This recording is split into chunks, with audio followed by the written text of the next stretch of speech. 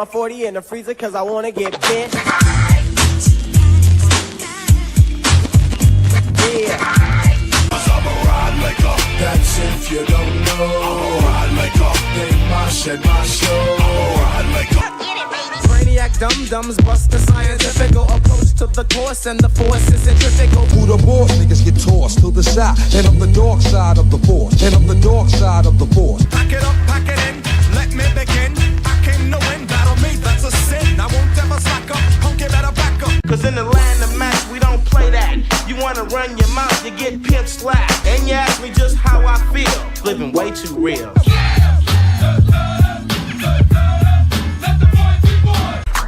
Wait a minute, I'm from the West Coast Conference like Kobe, yeah, James Worthy. You can just call me the king of the valley. All I need is a game jersey. Anyone stepping on me, you'll get burned. Cause I got lyrics, but you ain't got none. If you come to battle, Your ass is mine if I catch you on the street. The Grim Reaper, the Gatekeeper, the Street Creeper. Understand if you frontin' on any man down with the clan, I'll be coming for the headpiece. You can't go for my brother, I'll bring it to the blow, go the mother. I'm not a people person. Truth is, I can't stand too many people. So many fake the funk and perpetrating, call me evil. Stop trying to be loud as me, cause you can do that. Think about it. If not, I wait because the future of the world depends on if or if not the child we raise gon' have that nigga syndrome. I will know to beat the odds regardless of his skin tone. Prophecy preacher, lend your ear and I'll reach you. And if you're willing to be taught, I'm a teacher. A man of my word, I won't regret it. Get up, stand up, come on, throw your hands up if you got the feeling. Jump up, touch the ceiling. Went to my partner house and they was posted splitting Vegas. Bet $5 a game on Madden 95 on Sega. Armed and dangerous, ain't too many can bang with us. Straight up, we no angel dust. Label us notorious. Thug ass niggas that love the bus. Like up the scout, stick it to him like Velcro. Nigga, I'm a bitch killer. I'm a nigga ditch quick to rip ya. Paint a murder picture with ya. I'm a jackknife strip you that night. Back in 86, you wore the pumps and mascara. Down with the motherfucking wrecking crew, bitch. But once a bitch is old, the bitch. I am the darkness in which all life dies. All life exists simply to sacrifice itself to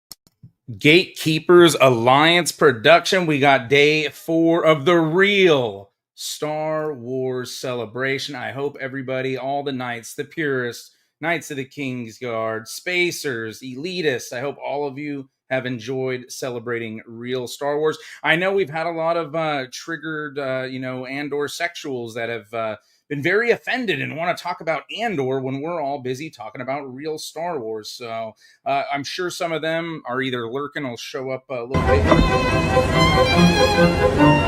Pardon me, do you have any Grey Poupon? Meanwhile, we got an update. We have Mr. China Saber himself has not had Mrs. Dash on for a month now, and over a month for Mrs. Dash and Stupid Ass Wave. I think we all know what that means, but we could have an influx of a Joshy boy coming, because when you got people like this promoting Star Wars, there's just so many of them. It's hard to keep track of like what era they're in too, whether you're in Legacy or NJO, and even what people are talking about are so impossible to pin down because it's over 20 books. It's not like 6 movies. It's like 20 books.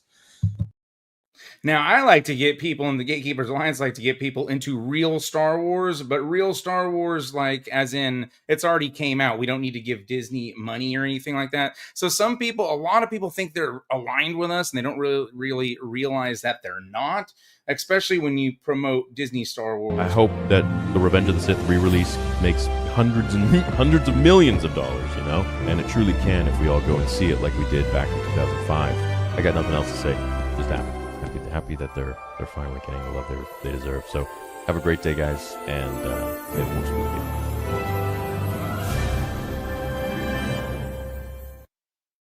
So that's about it, folks. We are going to play for the last time because I believe it's happening, guys. I believe they are fired. I think Joshy Boy's coming back. This week, there's another convention to sling China Sabers at.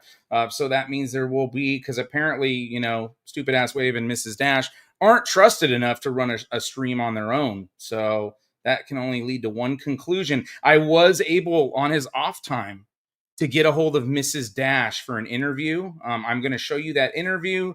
But before I do, we know that... And chat, we'll bring in the boys as well after this. But we just wanted to do like a little 10 minutes like homage, Nerd Theory. So it's been like over a year. Fox, I seem to remember firing you.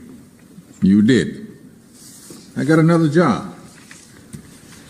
Yours. Look, it's all a bit technical, but the important thing is that my company's future is secure. Didn't you get the memo? Yeah, so we're very. Let me get this. It feels like we haven't even missed a beat, dude. Yeah, I know. It's kind of cool. This is terrible fucking news, but that is really good. If you do, with all love and respect, that's the tism. Nobody remembers that shit. 3 fucking jackpots in 20 minutes.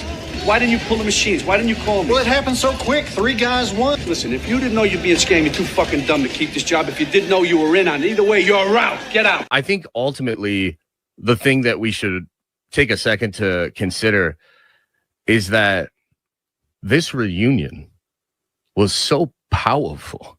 I know. That Kathleen Cannon had to drop an article in the Hollywood Trades a half hour before this. Yeah. You're fired! You're fucking fired, Bob! Clean out your locker at the club, Bob. You're fucking fired! I don't fucking care what he told you, okay? Like that, we have to get that out before Nerd Theory returns. Because they didn't want, of course, because they don't want us like cheering it on and like celebrating and, pushing the movement of like, oh, thank God and all of that, right? They want us to see that article. Pack your things. Get out of my building. I was just... You're fired! They want us to see that shit and talk about it so everyone knows. We got over 3,200. We got over 3,200 people here right now. Chat's going insane. I'm talking about 40 million fucking Deutschmark here, Bob! 40 million fucking Deutschmark! Everyone is, I gotta say, everyone is like so happy to see us back. They're happy to see you. They missed you so much. And it's, I miss it, dude. It's been great. Yeah, hell yeah. Talking about we'll bring the boys in. They'll give their 2 cents and yeah. You've done a hell of a lousy job. I'm sorry, you're fired. Get out of here. All right, well, let's bring the boys in. Chat, give one more round of applause for... he's staying on for a little bit longer, of course, but give one more round of applause because from here on in, it's going to be the four of us joining in. So a big welcome home to Josh. I told you to wire the money to Geneva last week. I say Geneva. You hear Helsinki? Huh? And hope he's going to be back for more.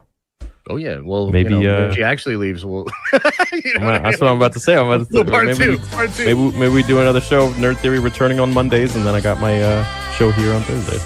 Dick, you're fired! Thank you.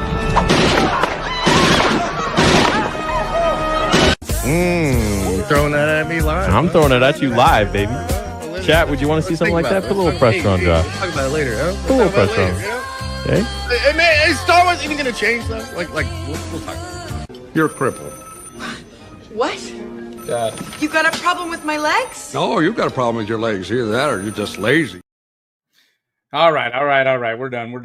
Okay, we have one more. We have the exclusive. You guys want to see the interview courtesy of Darth Melvin, leader of the Knights of Melvin?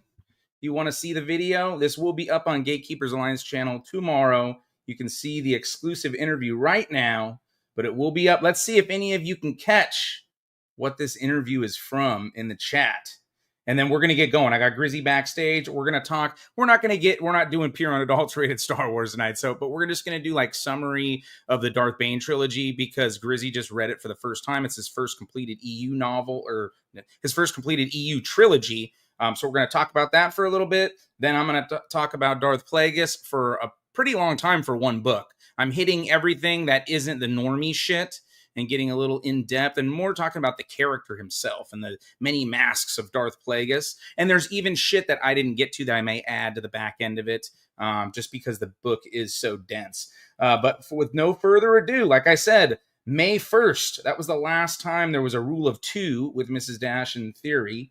And it was April 24th, over a month ago, since Stupid Ass Way was on. And they are 4 months now, folks. The month is ending. Unless they do a stream, which I know they're not, because Theory is going to be at Dallas Fan Expo. If they don't do a stream and a book review on May 29th, they will now be 4 months behind. Same thing we had with the Ghost Riders and the fake lore videos. Now we don't get the book reviews that people were promised. So it's beginning to become a pattern over there. But I was able to catch up with Mrs. Dash, and we were able to kind of iron out some things, so to speak. Dash, good to have you on the show. Good to be here, purist. Thank you. Check that. Mrs. Dash, good to have you on the show. You know what? You've been calling me that for about the last 2 months. About 5 months, actually, Mrs. Dash. Well, hey, let me say one thing. How many subscribers did I have on my old channel? How many subscribers did you have? Yes, how many subscribers? Well, this was back in 2019. You might have been Dash back then, but somewhere along the way, you ceased being Dash and became Mrs. Dash. Well, let me tell you a little secret that you know. We're sitting here right now, and if you guys want to take a station break, you can. But if you call me Mrs. Dash to my face one more time, I already did it twice. You better. One more time. We better take a station break. Well, it's a 5-minute segment, a 5-segment show. We got a long way to go. We do. We got a long way to go. We do. I'll get a couple segments out of you. Well, it's good to be here with you, though. Well, it's good to see you, too. You know you've been talking like this behind my back for a long time. But now I said it right here. Right, exactly. And we got no problems then. Well, I think that you probably won't say it again. I bet I do. Okay. Mrs. Dash.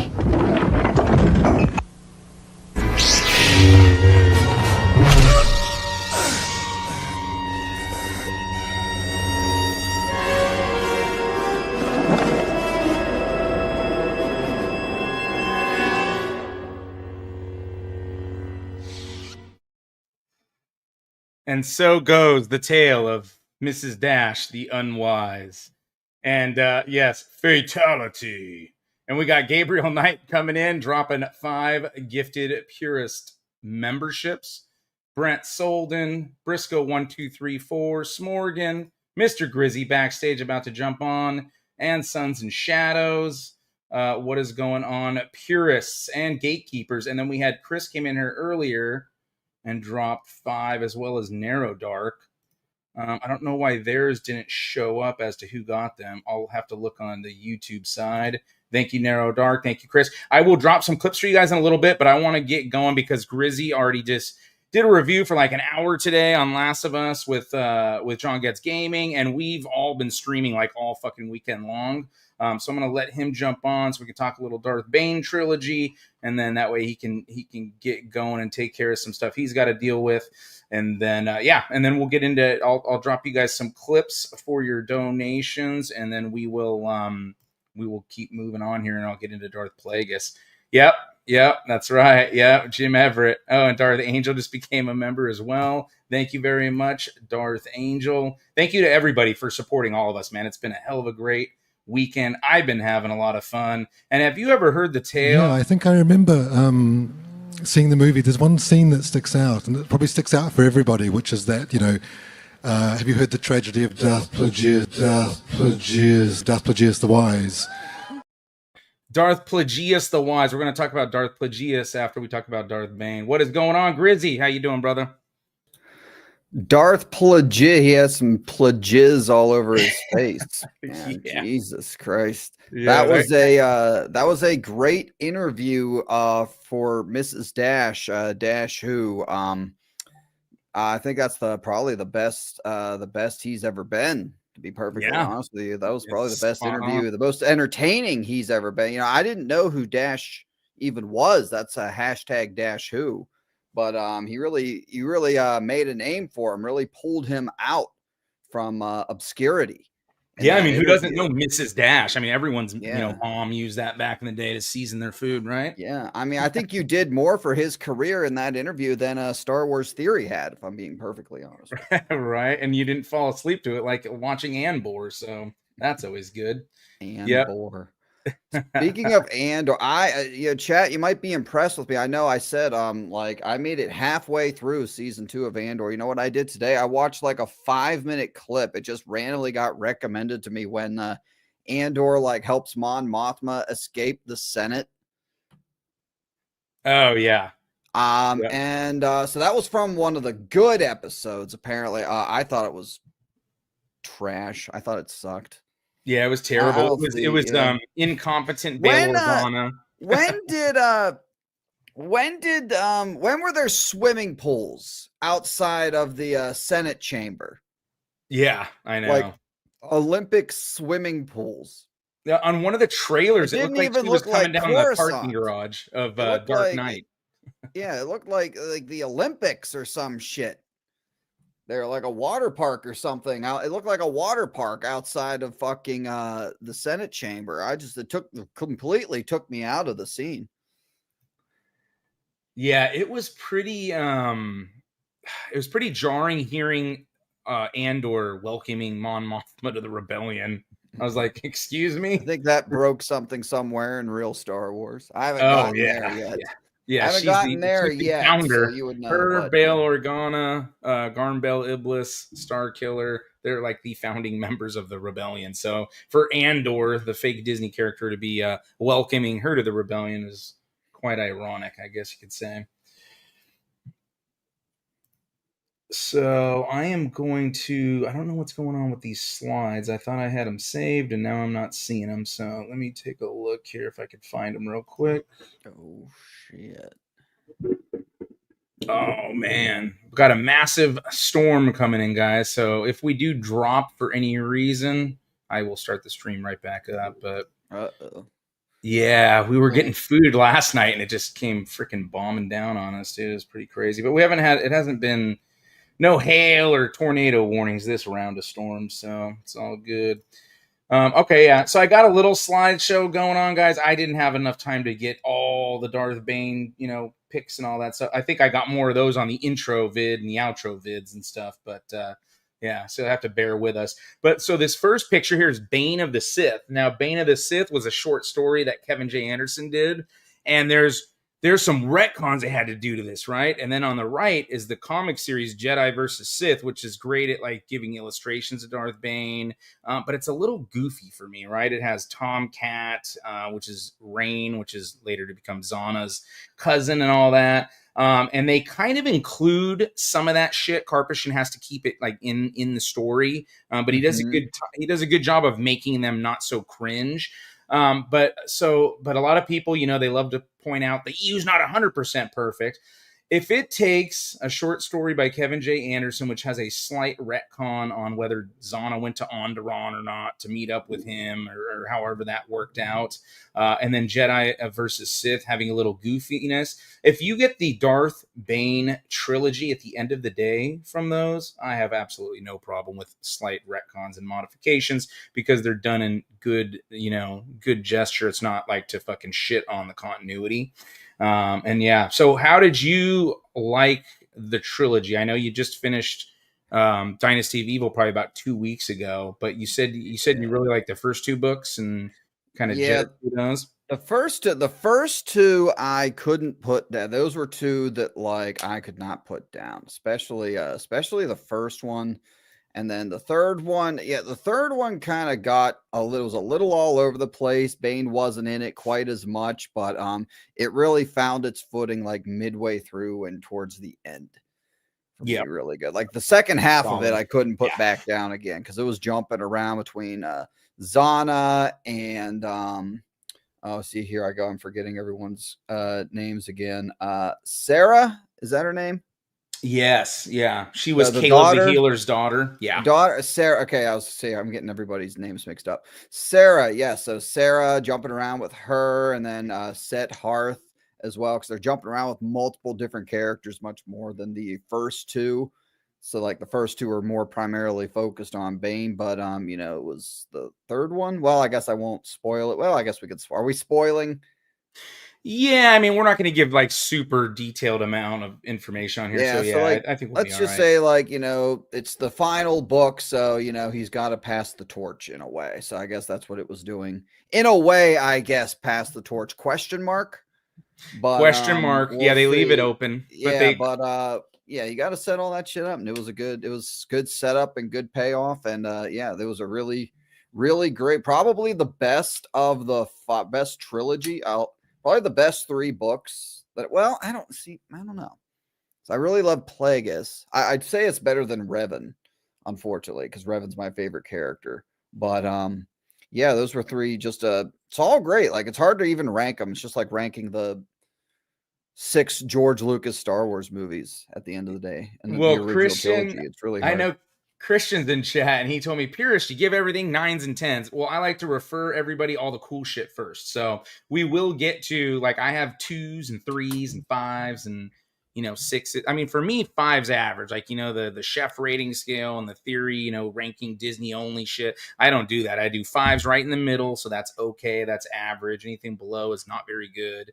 And then, 9s and 10s though, it's because I know they're like top tier. I've read I think 96 expanded universe books now. So, I mean, if I have 9 10s and 5 9s or something, I think that's still fine because you'll see all my other stuff starts to kind of average out. This is my favorite trilogy of books. Like, I mean, I set aside like the novelizations of like the original trilogy or the prequel trilogy, right? But out of the just pure expanded universe, my favorite trilogy. Now, obviously, the Zahn trilogy, Heir to the Empire, is really important, but I think the writing on this is super good. The world building, like you said, in Path of Destruction, the first book, with they kind of, and I know they've done Sabacc before. I think they did that in the Han Solo or the Lando trilogy, like back in the day in the Bantam era. But it's really cool the way they show that, and then the way that based off where their planet's at, they're more like Sith Empire like loyalists and whatnot, right? Like the Republic's there, but they don't really give a fuck about them, So it was kind of cool to have that perspective. Bane's got like a rough life, but it's not like let's feel sorry for Bane type thing, right? And then he goes through ups and downs. Yep. You still know he's evil, right? Like he does good things, like for the camaraderie and everything with the Gloom Walkers and stuff, like for his unit. And that's kind of cool too, right? They kind of show his like force abilities once he gets off, the planet. The beginning, what is it? Is it 1 or 2 chapters in where he he bites the dude's ear off or gouges his eye out. I can't fucking I think remember. that's the first chapter. The dude he gets in a fight with his dad's old friend. Yeah. So like he starts off, he's just like he's not I was gonna say he's a slave. No, he's not a slave. He's just like a guy down on his luck, works a fucking like 12-hour a day, 12 hours on, 12 hours off, shitty pay, shitty work, breathes in like minerals from the cave, which like causes him to be like pale as shit and bald. Yep. And Kinda shit. like cancer type shit. Yeah, right? pretty much. Yep. And then Cortosis minor. And the Cortosis, we go right back to yep. It's the first chapter of the Plagueis book. They're finding that Cortosis ore on Baldemnik. So, and the reason for that is because it stops like lightsaber and blaster fire and stuff like that. So yeah, it comes in handy, and it's a great reference when the Plagueis book starts. Boom, it references right back to Bane and all that. One thing I was kind of disappointed with, and I would have liked to have gotten a little more with him as Dez in the beginning of the first book. Like I kind of wanted maybe at least a chapter of him like training to become like training or like going through basic training or whatever in the Sith army. Because it kind of just jumps from him escaping the planet. Do you remember the name of the planet? I don't remember. His home planet's Apatros. Yeah, Apatros. Yeah. So escaping his home planet, and then just the next chapter, it's like, oh, he's a leader of a unit, or he's a lieutenant in his Sith unit. And I was like, oh, I would have liked maybe a little bit more there, but minor criticism there. It was still had to get to the good shit, right, where he becomes a Sith. Yeah, and it was probably good for the pacing, right? That's probably why. If they did that, it may have seemed more like the Dynasty of Evil book, right? I mean, not necessarily, but yeah, they cram a lot into this. So he goes to the Gloomwalkers, and I think that's like a couple chapters, right? And he basically doesn't listen to his commanders and stuff because he's like, "You're gonna fucking get us all killed, you moron." Yeah, he's like a fucking retard. Yeah, he's just like basically lets Dez run the whole unit, and he just takes credit for it in a nutshell. Exactly. Yeah, and then until he wants him to fall in line and listen to him and shit. So he goes right to Korriban, which that is the top like Sith Academy, because there's multiple different Sith Academies. So he's going right to the top of the list, and then we meet what's his name, dude? Now I'm gonna have trouble with the fucking names. Cyrax. It's the yellow skinned Iridonian Zabrak. I can't remember his fucking name, dude. Well, you have first off, I guess you have Cyrax. Yeah, that's right. Cyrax, whatever. And then so it was Kopesh was, I always get these guys confused. You have Cordish, I think Cordish was the human. Yeah, and Kasim's the Blade Master. He's the Twi'lek. He's fucking badass, dude. He knows like all 7 forms of lightsaber combat. So I think it's Kopesh. Kopesh is the one. He's the Twi'lek. He's the fallen one, Jedi. Yeah, he's the one. Yeah, exactly. He's the one that notices the Force potential, sends him to the Sith Academy on Korriban. Meanwhile, him and Cordis, which is the one who runs the Academy on Korriban, they fucking don't like each other. So he like brings him to him as this, great Force potential for the Sith, but at the same time kind of wants to sabotage it and shit. So you have like this back and forth with them, which is kind of the way the Sith are. Kasim, the Blade Master and stuff. But yeah, it's really cool, like all the different training stuff they do. But they kind of like the Jedi in the prequel trilogy, like the Sith on Korriban, they've kind of lost their way, right? Because they have the Brotherhood of Darkness led by Lord Khan, right? But they all basically are like, whoa, it's kind of a democracy among us Sith Lords, right? But it really isn't, right? Like Khan's kind of pulling the wool over all their eyes. And in the meantime, you have the Masters only teaching them like to fight, tap into their anger and this and that. Meanwhile, there's this vast library on Korriban that nobody goes to. Nobody studies any of the information about any of the old Sith Lords. The title of Darth has been banned by the Brotherhood of Darkness. Right. I completely, yes. Because I believe Darth Ruin was the last Darth title before Bane. And then after that, we got into this era I think that was like a couple hundred years before. For whatever reason, the name stopped being used, and they made sure that it stayed that way. Yeah, because the Darth was basically the emperor, or just like the it was like the head executive leader, and the idea of the Brotherhood of Darkness was that like all Sith were equal, even though they actually weren't. Exactly. Yep. It was a faux that democracy was the idea. going on. Yep, faux democracy. So he starts training, and he does pretty well. Like he kind of climbs the ranks pretty good. And then he fights, what is it? Fogar? I can't remember his name. I think it's Fogar. And he whoops his ass. I think that's the first guy that he fights. Wow, that's a big ass fucking bolt of fucking thunder and lightning. I could see my fucking power turning off. I'll reboot right away. So yeah, he kicks Fogar's ass, and I believe he killed. I can't remember. No, he was gonna kill him, and then the master told him not to. So Bane gets cocky, and he challenges Sirac. And they're training with not lightsabers, right? They use they're using blades that have like a poison on them, right? But so it has the same effect though, right? Like, so if you hack the Sith in the arm, you feel pain, and then your arm will start to numb out. If it hits you in the knee, your fucking bottom half of your leg, you'll start losing feeling and shit. He gets his ass handed to him by Sirac, the yellow skin Zabrak. He fucking beats his ass. And then, I guess he almost died, right? So they, Cordish at that point says Bane can no longer receive training from any of the masters. He's like a disgrace to their order. Yeah, he kind of started to like fall away, lose his connection and everything, struggle. Yeah.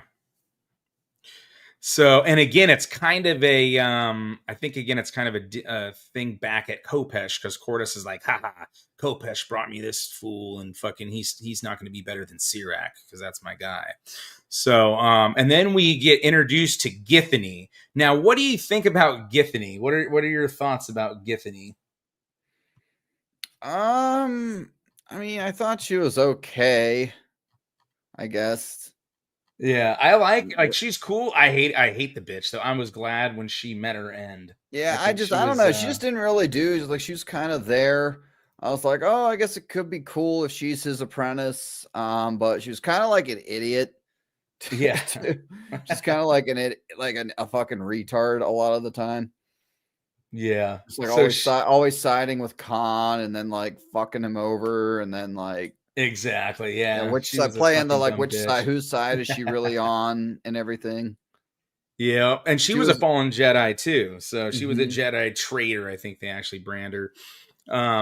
But so Bane gets his plan to like figure shit out. So first he goes into the library at the Sith Academy, and he starts learning all this shit about all these different holocrons, all these different Sith lords, all the different abilities and shit like that. And he starts to realize like, these guys are hiding all this info. This is more valuable information than anything that they're teaching everybody on the, in the battle, on the training floor and stuff, right? So he learns from Githany because she wants to, like, she tries to seduce him, whatever. He knows that's what she's doing. He doesn't care. He gets his too. And then he sends her off though. So she starts coming down to the library and teaching him the lessons for the day. And then he doesn't have anyone to train with, though. So he approaches Kasim, the Blade Master, in his private quarters one night. And he freaking agrees to train him in secret. And then I believe he gives Bane his old master's lightsaber, which has a curved hilt. If I remember correctly. I could be wrong, but... pretty sure it was his master's fucking lightsaber. So so meanwhile Bane's like training, starting to reattach to the Force, and he is learning from Githany. She teaches him Force lightning. I'm pretty sure the Force lightning lore is accurate in this, right? She has to blast him with Force lightning for him to be able to use it. I can't remember if they have that detail in here or not. I don't recall if she shot him. Because in Plagueis they reiterate, and I'm pretty sure some other stuff you have to be affected by it that. first. Yeah, but I can't remember. It's been a while. I normally read this almost every year, and I actually haven't read it in about 2.5 now. So I feel like maybe I don't know. I don't remember. yeah, well, I mean, that's not that big of a deal, but she teaches him how to do Force Lightning, so I'm pretty sure the continuity is probably sound on that. And then, so basically, at this point, they plan to. He has to fight Sirac again. And then he defeats him. So now they all like Bane again. He's fucking all cool. I think before, is this when the raindrop one is, where he goes on the roof and slices all the fucking raindrops with his lightsaber? Or is that in the next book? I can't remember. I remember one of the books he's like fucking slicing and dicing through raindrops without getting wet during a storm. That was the begin. I feel like that was the beginning. Oh, is it the beginning of this one? Oh no, like of getting to the academy. No, beginning of like maybe Rule of Two. Okay, maybe it is Rule of Two. Maybe it was Dynasty. I don't remember. Yeah, it could be. I'm pretty sure it probably. I feel like it was. I remember him going out on the rain. I think it was the beginning of one of the books. Soul Assassin says it was the third book. Oh, really? The third one? Yeah. Just yeah. I was thinking it was. Shit. I was thinking it was the third because the prologue started with him. Yeah. Yeah. Okay, that makes sense. That's right. Because he just had. Because I remember it mentioned that he just he just lost his armor, or that his armor was removed. But we'll get to that in the second book. Exactly. Yeah. So okay, yeah. So him and Githany like work out this thing where they're gonna kill Sirac and Sirac's buddy, right? Because they're two Zabraks, and they plan on ambushing and killing Bane. So they trick them, and you get the feeling, right? Did you think Githany was gonna double cross him and shit? Well, yeah, because he goes to the Valley of the Dark Lords to like look for relics and holocrons, but finds nothing. And then while he's gone, she talks to Sirac, and well, no, she kind of did, because like she like lured him to Sirac. But then Bane won, or then oh god, see, I forget again. Did Bane win? And she said, or did she like help him win at the very end? I'm pretty sure she tossed him a lightsaber, his lightsaber and stuff like that. If I remember correctly. So she was kind of like playing it was both sides. Yeah, it was kind of like a two-sided double cross and shit. But yeah, I think at the end of the day, she went through with what the original plan was. That was just like part of the shit I found annoying with her. I don't know why. Yeah. Oh yeah. No, that's what I'm saying. I loved when she died. I think she's a fucking bitch. I can't stand her. But unlike Darzana, who's probably, I mean, obviously we don't get enough time with her because they should have, not sold to Disney, and we could have got a Darzana duology or trilogy. But she's probably my favorite female character based off just her amount of time. Like I like Jaina a lot, of course, Leia. But Darzana is pretty cool, and like her character progression I like a lot. So, but female wise, she's my favorite female character. But yeah, so Bane kills Sirac. I believe he decapitates him, right? Pretty sure there's lots of decapitations in this series. They don't fuck around with like arms and legs as much. The Sith are just going for the head. And then I think he takes off with. I think he steals. Is it Cortus's ship, or is it? It's not the Blade Master ship because he's cool with the Blade Master. So I think it'd be Cortus's ship. Yeah, he's the one of the isn't he the head instructor? The headmaster? He's the headmaster of the Academy of Coruscant. Yeah, I believe it was his. Yep, and he goes to Lehon, and Lehon is the old Rakata Prime. So if you played KOTOR, you'll know Rakata Prime. Lehon. He goes to the Rakata Temple from KOTOR 1. Yep. And there he goes to the Temple of the Ancients, and he finds Revan's holocron, which is fucking awesome. You get a lot of cool shit in that. Did you do the audiobook on this one? Yes. Yeah. So all the Revan shit with the holocron is fucking great, right? And is it Revan? Does Revan's? I think he uses Revan's holocron so much, like over and over and over, to make sure that he like maintains the information. I think it even says, I think he writes some shit down on Flimsaplast, and then he's like also trying to memorize it as well. And I believe he uses it so much that it ends up like crumbling into dust, right?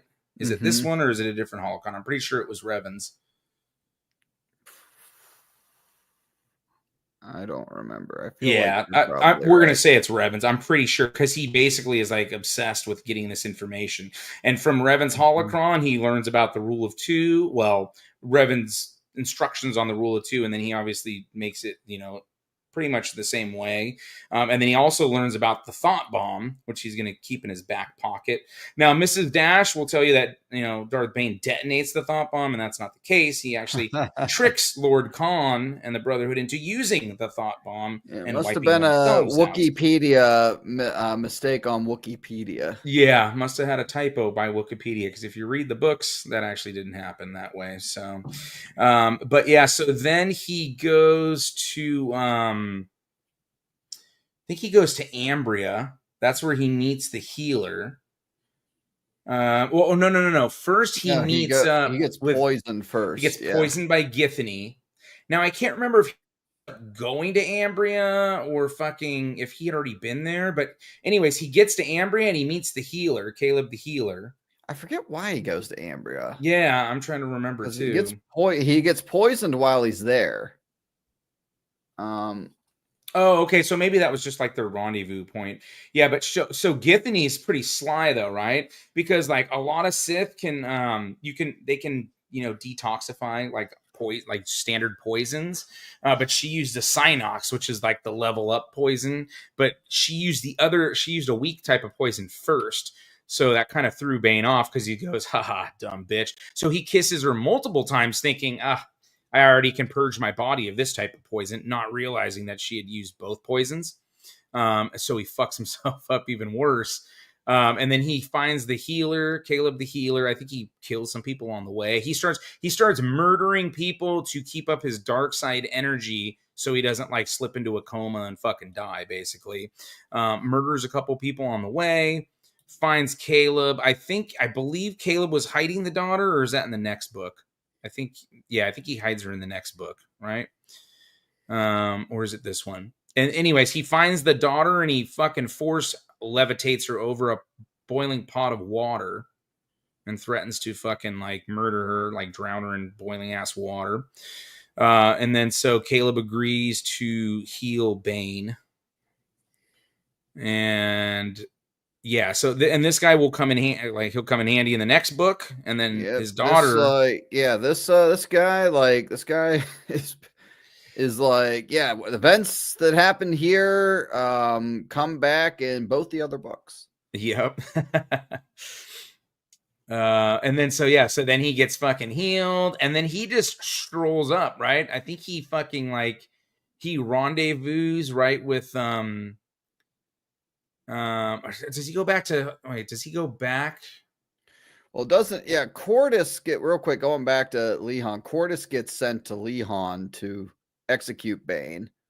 Oh, that's right. And then they fight, and then Bane considers taking him as an apprentice, but he doesn't, and then he kills him. Yeah, he thinks he's too weak. Did he drop the building on Cordis, or no? That's the next fight. I thought he did. Yeah, I think he did. Okay. Yeah, he drops like a fucking temple or building, whatever. He fights him in the town. He fights him in the temple. That's right. Yeah. So he ends up dropping the shit on top of. Then he goes to Ambria. God, for the love of God, I can't remember why he goes there. Maybe something in Cordis's. I don't remember. Fuck. It's all good, dude. I think I do remember too. Doesn't he fucking tell Cordis basically because he's like, you could join the Brotherhood, or you're not going to be successful in taking he goes, take the Brotherhood over. I don't want to take the Brotherhood over. I want to fucking destroy the Brotherhood. Yeah, basically. That's why he says, yep, he's not going to work. Yeah. And then he fucking murders his ass. Mm-hmm. Yep. So, okay. And then, so after the poison, whichever sequence of events it is, I think, doesn't he confront Khan on because Khan is busy fighting with the Jedi on Rusan, right? They're fighting it's Farfalla and Lord Hoth, right? Mm-hmm. And that's the biggest downfall of the Brotherhood, right? Because the Sith are actually winning the war, but instead of just going and taking over other planets and shit, Khan's I'm gonna fucking defeat fucking Lord Hoth, no matter what. Da, da, da, da, da. So it becomes kind of like his Vietnam or his Afghanistan, right? He's fucking fighting a fight that he doesn't even like tactically. I don't even think it makes sense for them to even be there. But he is anyways. So, and he basically runs the Sith army into the fucking ground, fighting a war they probably shouldn't even be fighting. They should just be gathering up all the other planets. But I think, doesn't Bane just like stroll into their camp and fucking, and Githany and Connor are like, what the fuck? Right? Yeah. Because he because just, like, they kinda thought he was walks in poisoned. there. He just walks in like, what's up, motherfuckers? Oh, you thought you poisoned me? No, you didn't. Yeah, he's just playing them the whole time, saying like he's gonna join. Yeah, and then he tells him about the thought bomb and how to fucking do the thought bomb. And then meanwhile, this is when the Blade Master comes after him, or did the Blade Master come after him before this? See, I may have it's been a while since I've read this, so I'm just kind of playing it off memory, but it's not that important. I mean, the bottom line, he ends up fighting Kasim the Blade Master, and it's a fucking badass fight. Like, because I think he fights him when he doesn't he sabotage a mission? Yeah. Or something. Yeah, I think so. Well, because I think he's trying to convince him to join them as well. Han false information or something, and then the Blade Master discovers it, and then they fight.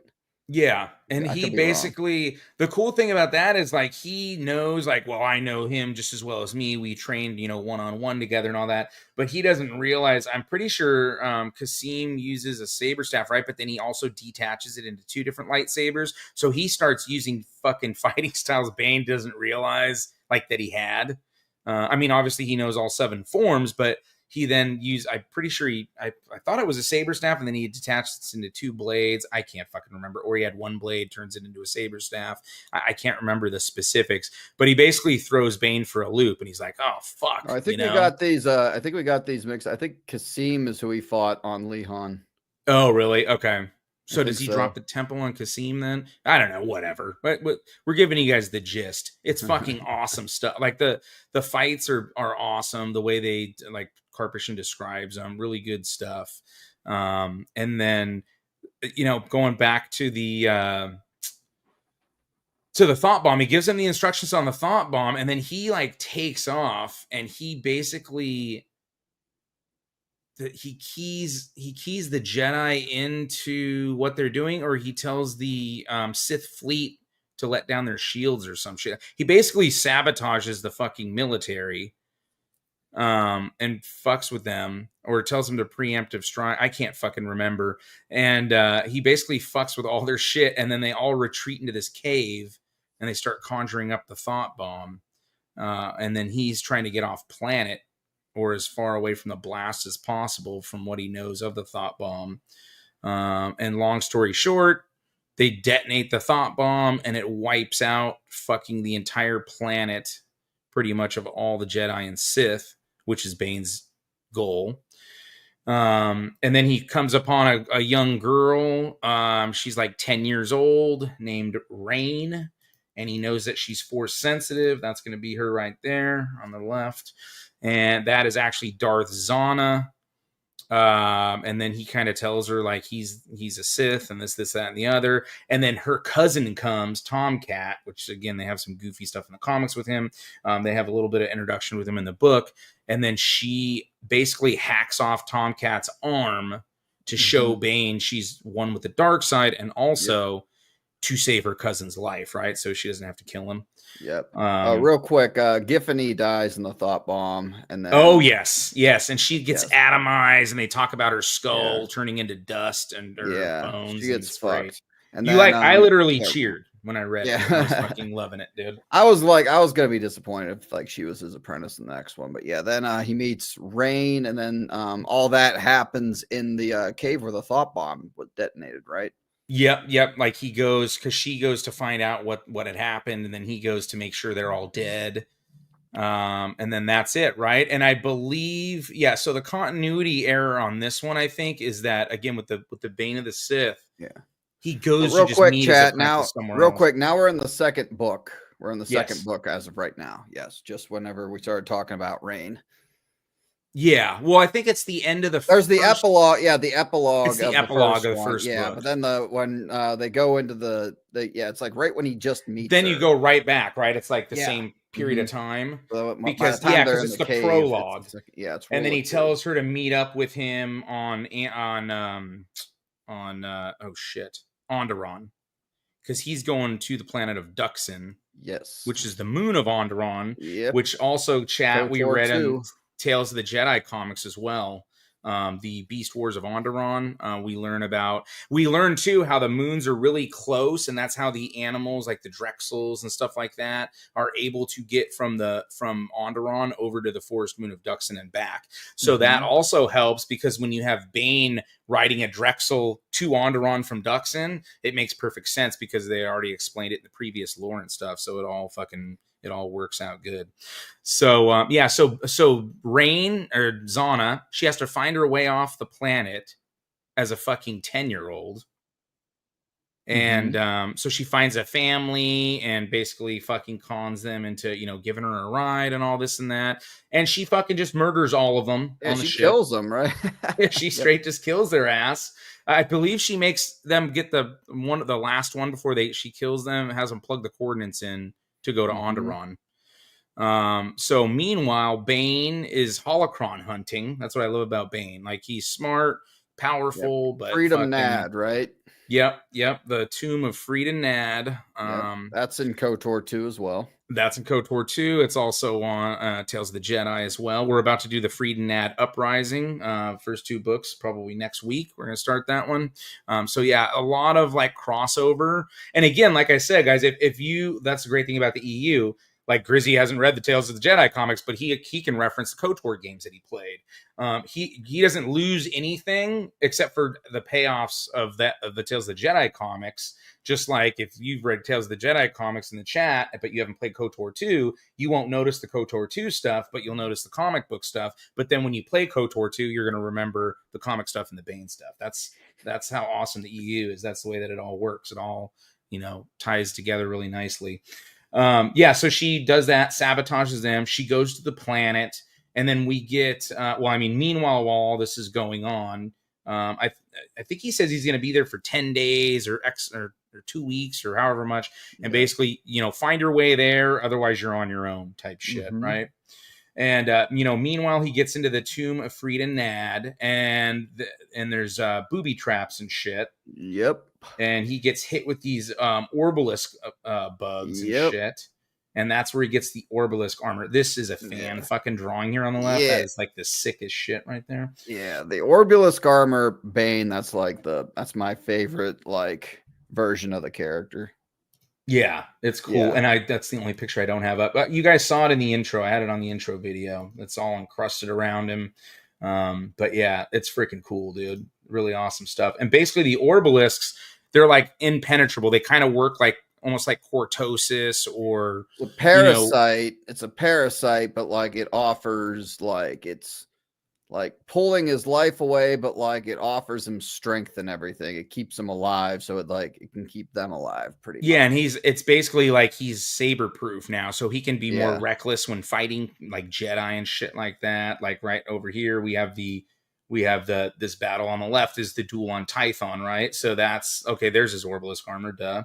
So he has the Orbalisk armor here, and then there's Zana there, and they take on like 5 Jedi by themselves, dude. I mean, and he just not recklessly, but I mean, it suits his fighting style, because of, his abilities and whatnot, because he's like so he's like super hyper aggressive, saber attacks, and then he doesn't have to worry about getting hit. Now, if he does get hit, he'll get a little bit of poison into him. The only downfall, these things continue to grow and spread like all over his body, and he can't get them off, because if you try to attempt to pull them off or anything, he'll get it's kind of like pulling like a snake bite or something, and you don't do it correctly, they can actually extract more venom into you. It's the same thing. These things will basically dump all their poison into him, and he'll fucking die. So it's like a double-edged sword type thing.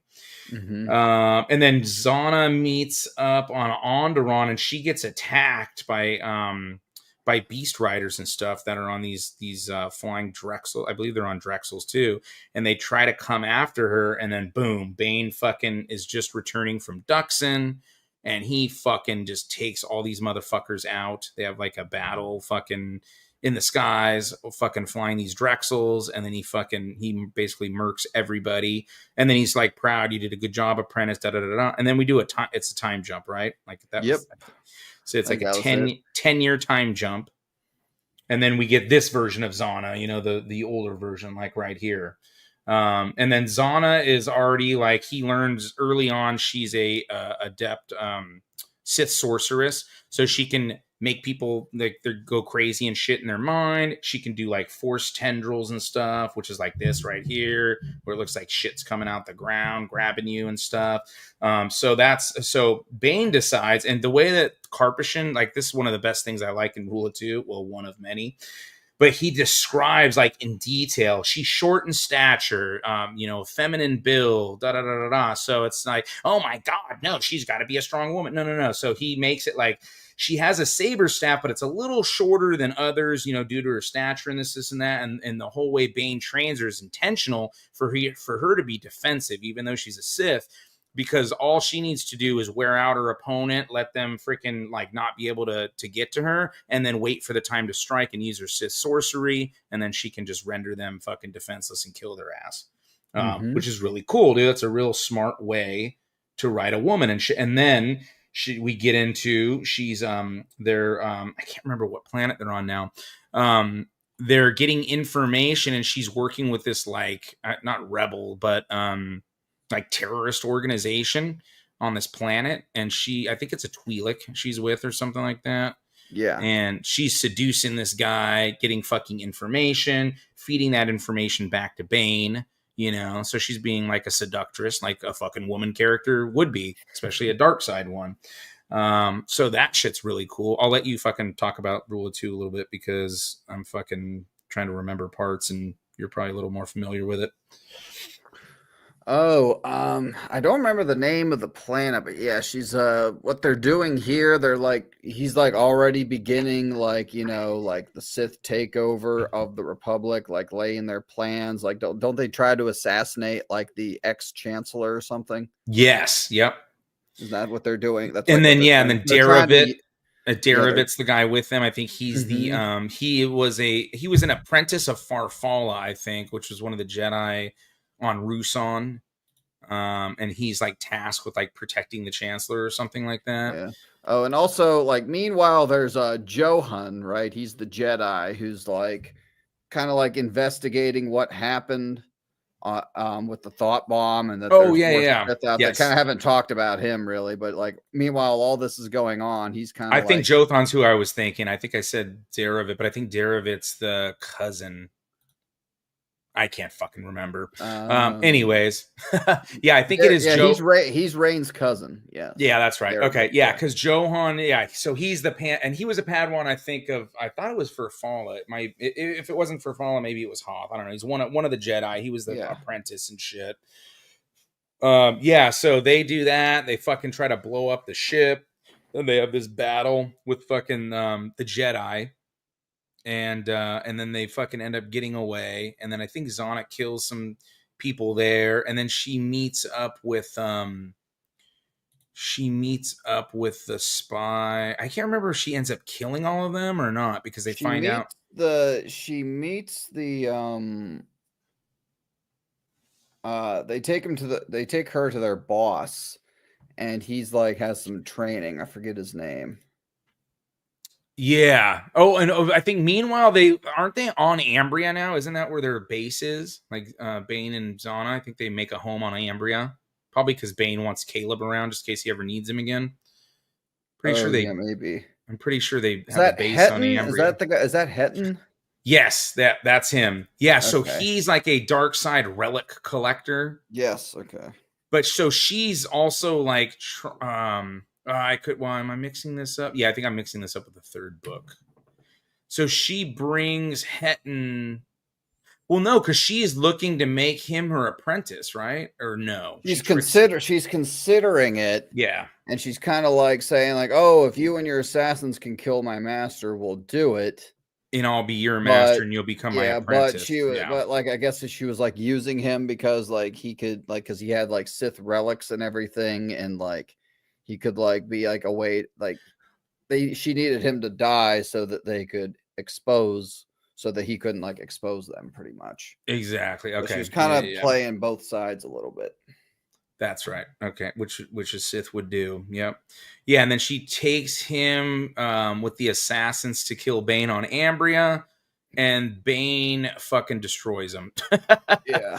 He freaking lays waste to. I think there was like 8 or 10 or 12 of them. I can't remember. It's a pretty good amount. Zana's like watching his fight style and everything. Exactly. Yeah. And I think it's here where she realizes, like, yeah, I can't beat this guy. Yeah. There's no fucking way. Yep. I still have much to learn. Which he has no problem with her. Now, I'm trying to remember. So is before or after this, it's not a rat, but whatever, the creature where he teaches her to catch the creature or whatever? I think that was in a flashback. Oh, is it? Okay. So yeah, he teaches flashback. her this lesson about getting this creature to come to her and all this and that. And then she finally does it and she's so happy. And he's like, oh yeah, let me see it. And fucking just breaks its neck. And that's the whole lesson. Like, don't become attached to shit. But yeah, so they got a lot of cool stuff with that. And then meanwhile, the Jedi is like trying to investigate them. And then she's trying to figure a way, especially because it's of the Orbalisk now. She's like, how am I going to ever fucking defeat Bane? Mm-hmm. Because with the Orbalisks on his body, there's no way for me to like fucking strike him.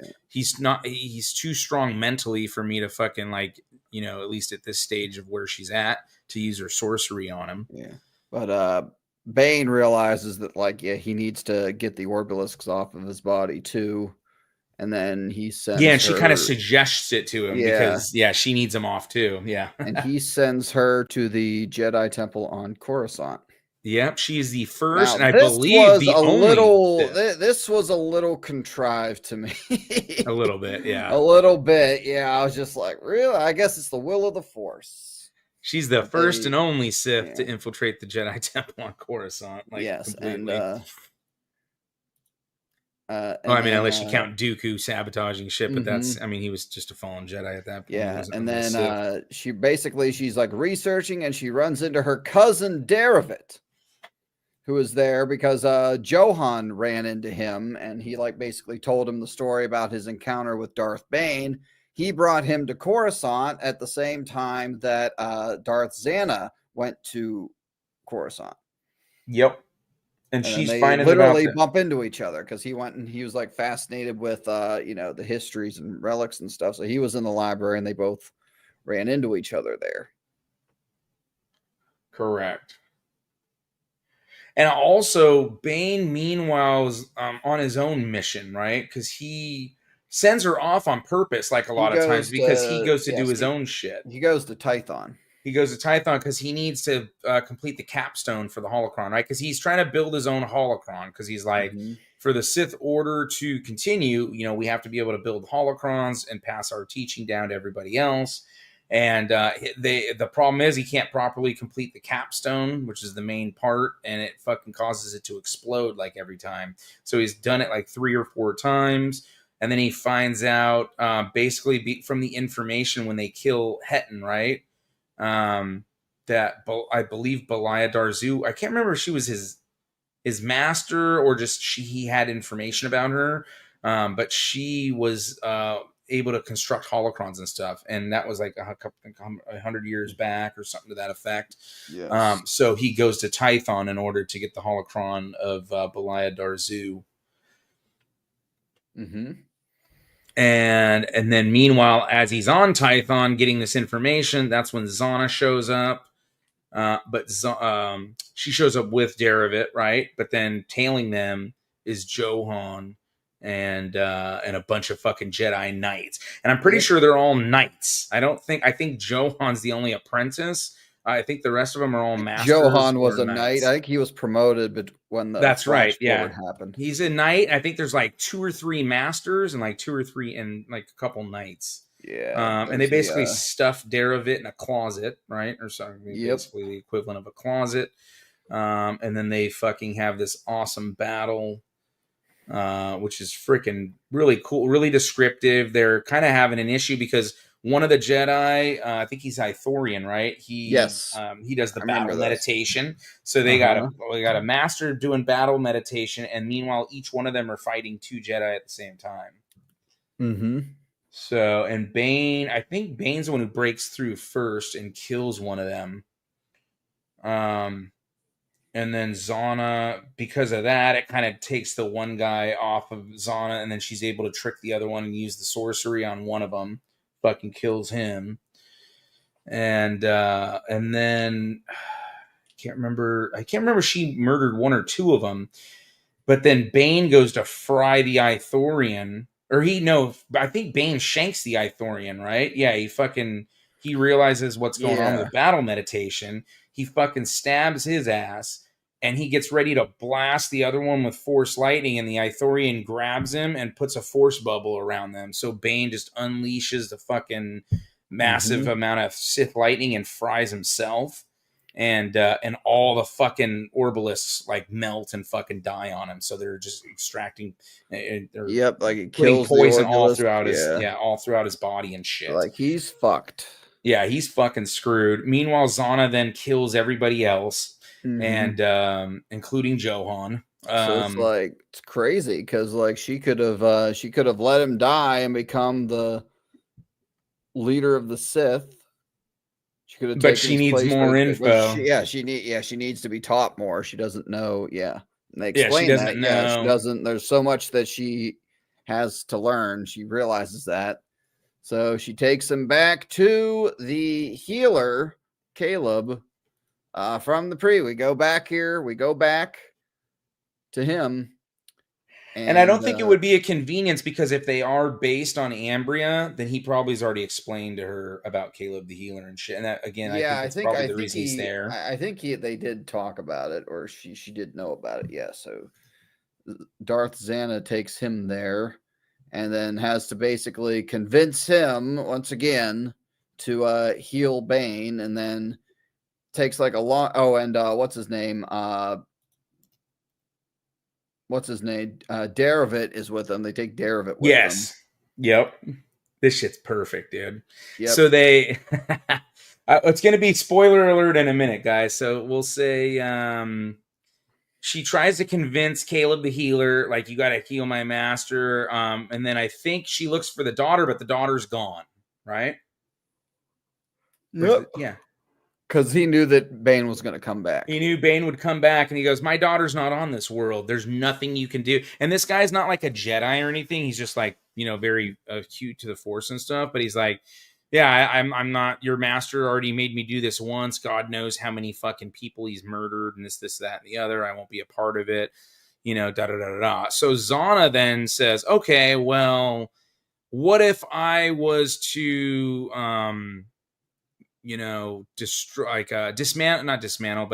sabotage our ship so we can't go off planet, and then you can call the Jedi Order to come take my master away or something like that.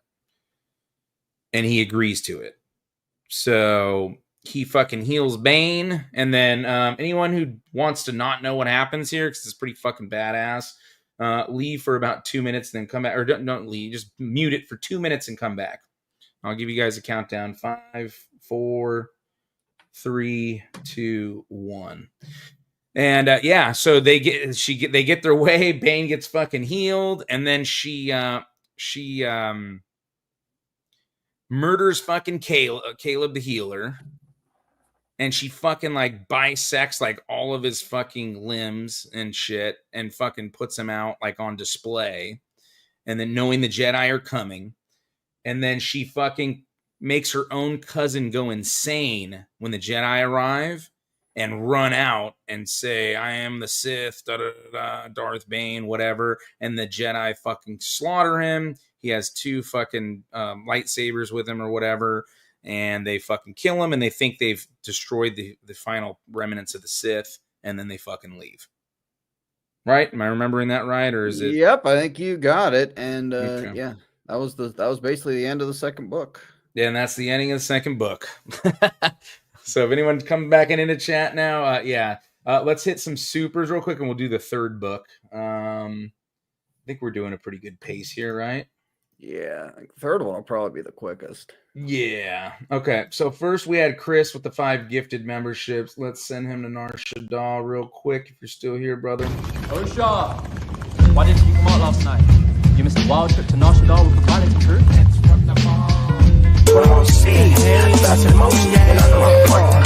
Faster than the Concorde on board, call me the pilot. Baby, better let me know she's excited. And then, we have China Saber slanging going on this weekend. So Narrow Dark hooked it up with the 5 memberships as well. We're going to have a China Saber video part 2 coming soon.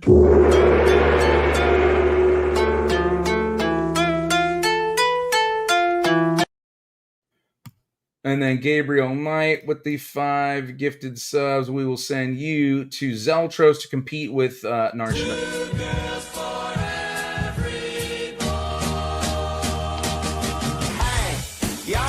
Bitch, but you fuck so good I'm on top of it when I dream I'm doing you all night. And all you gotta do is just wink your eyes. Scream so loud, getting fucking laid. You want me to stay? Been checking out the parties for a super girl. You're so fine, it won't be a loss. Cash it in the rocks, just to get you face to face. 2 girls for every boy. Baby girl, you want it all. Thank you guys for the gifted memberships. And then SWA, I wish I have this clip in the clip archive. I just don't have it active right now. Your overconfidence is your weakness. Your faith in your friends is yours. Plagueis' trust in Palpatine was his weakness. Well, he also bastardized the rule of 2, and as did Tenebrous before him. So, and then Palpatine sort of does as well. Like they all start kind of doing it. Like the whole let me drop stalactites on top of my master's head. Let me get my master drunk and fry him with fucking Sith lightning. That's not the way Bane intended it. The way that this book goes, when they actually duel each other at the end right here on the right, that's what the intention was. And then they had the apprentice waiting in the wings being the next apprentice, whoever wins the battle. That was the fucking point. That way the Sith, because you could overpower your master and drop a fucking roof on their head. It doesn't mean that you're the stronger of the 2 Sith. So thank you for the $5, SWA. I have a feeling Mrs. Dash won't be flying around on Ruggous Gnome for much longer. A whole new world, that's where we'll be. And thanks again for the $5. And then Real Darth Ghostface wishing a happy Memorial Day to all Star Wars fans out there. Yes, thank you very much, Ghostface. And as I've told all of you, my favorite movie, of course, is Return of the Jedi. Only now, at the end, do you understand? And then we have a different Bane quote. You think darkness is your ally, but you merely adopted the dark. I was born in it, molded by it. Peace is a lie, the Force shall free me. Thank you very much, Lore Master Chris. The heat is swelling in you now. Give in to your anger. And Darth Angel, what books are these so I can write them down? It's the Darth Bane Trilogy. You got Path of Destruction is the first book. You got Rule of 2, the second book. And then you have Dynasty of Evil, the third book. It's my favorite trilogy in the EU. You don't really need to read anything else. Like, again, if you know of the KOTOR games, or if you've read like Tales of the Jedi comics, that'll help. It's like extra supplementary information. But these books are really well written. They don't really like correspond with any other like thing before or after, so yeah, you can definitely enter at that point, dude. And they're really well written, and definitely if you like Sith, it's a good way to start. So okay, cool. All right, so that gets us squared away there. Githany's a slut. Yeah. Githany the whore.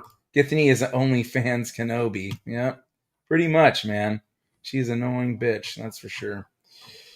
All right, cool. All right, so book 3. I'm gonna you just finished reading this thing, so if you want to lead it, I'm trying to like conjure up my memory on this. Oh god, I don't even. Okay, so that's the one where Zana's hot. that's the one where it starts off and he's training in the rain.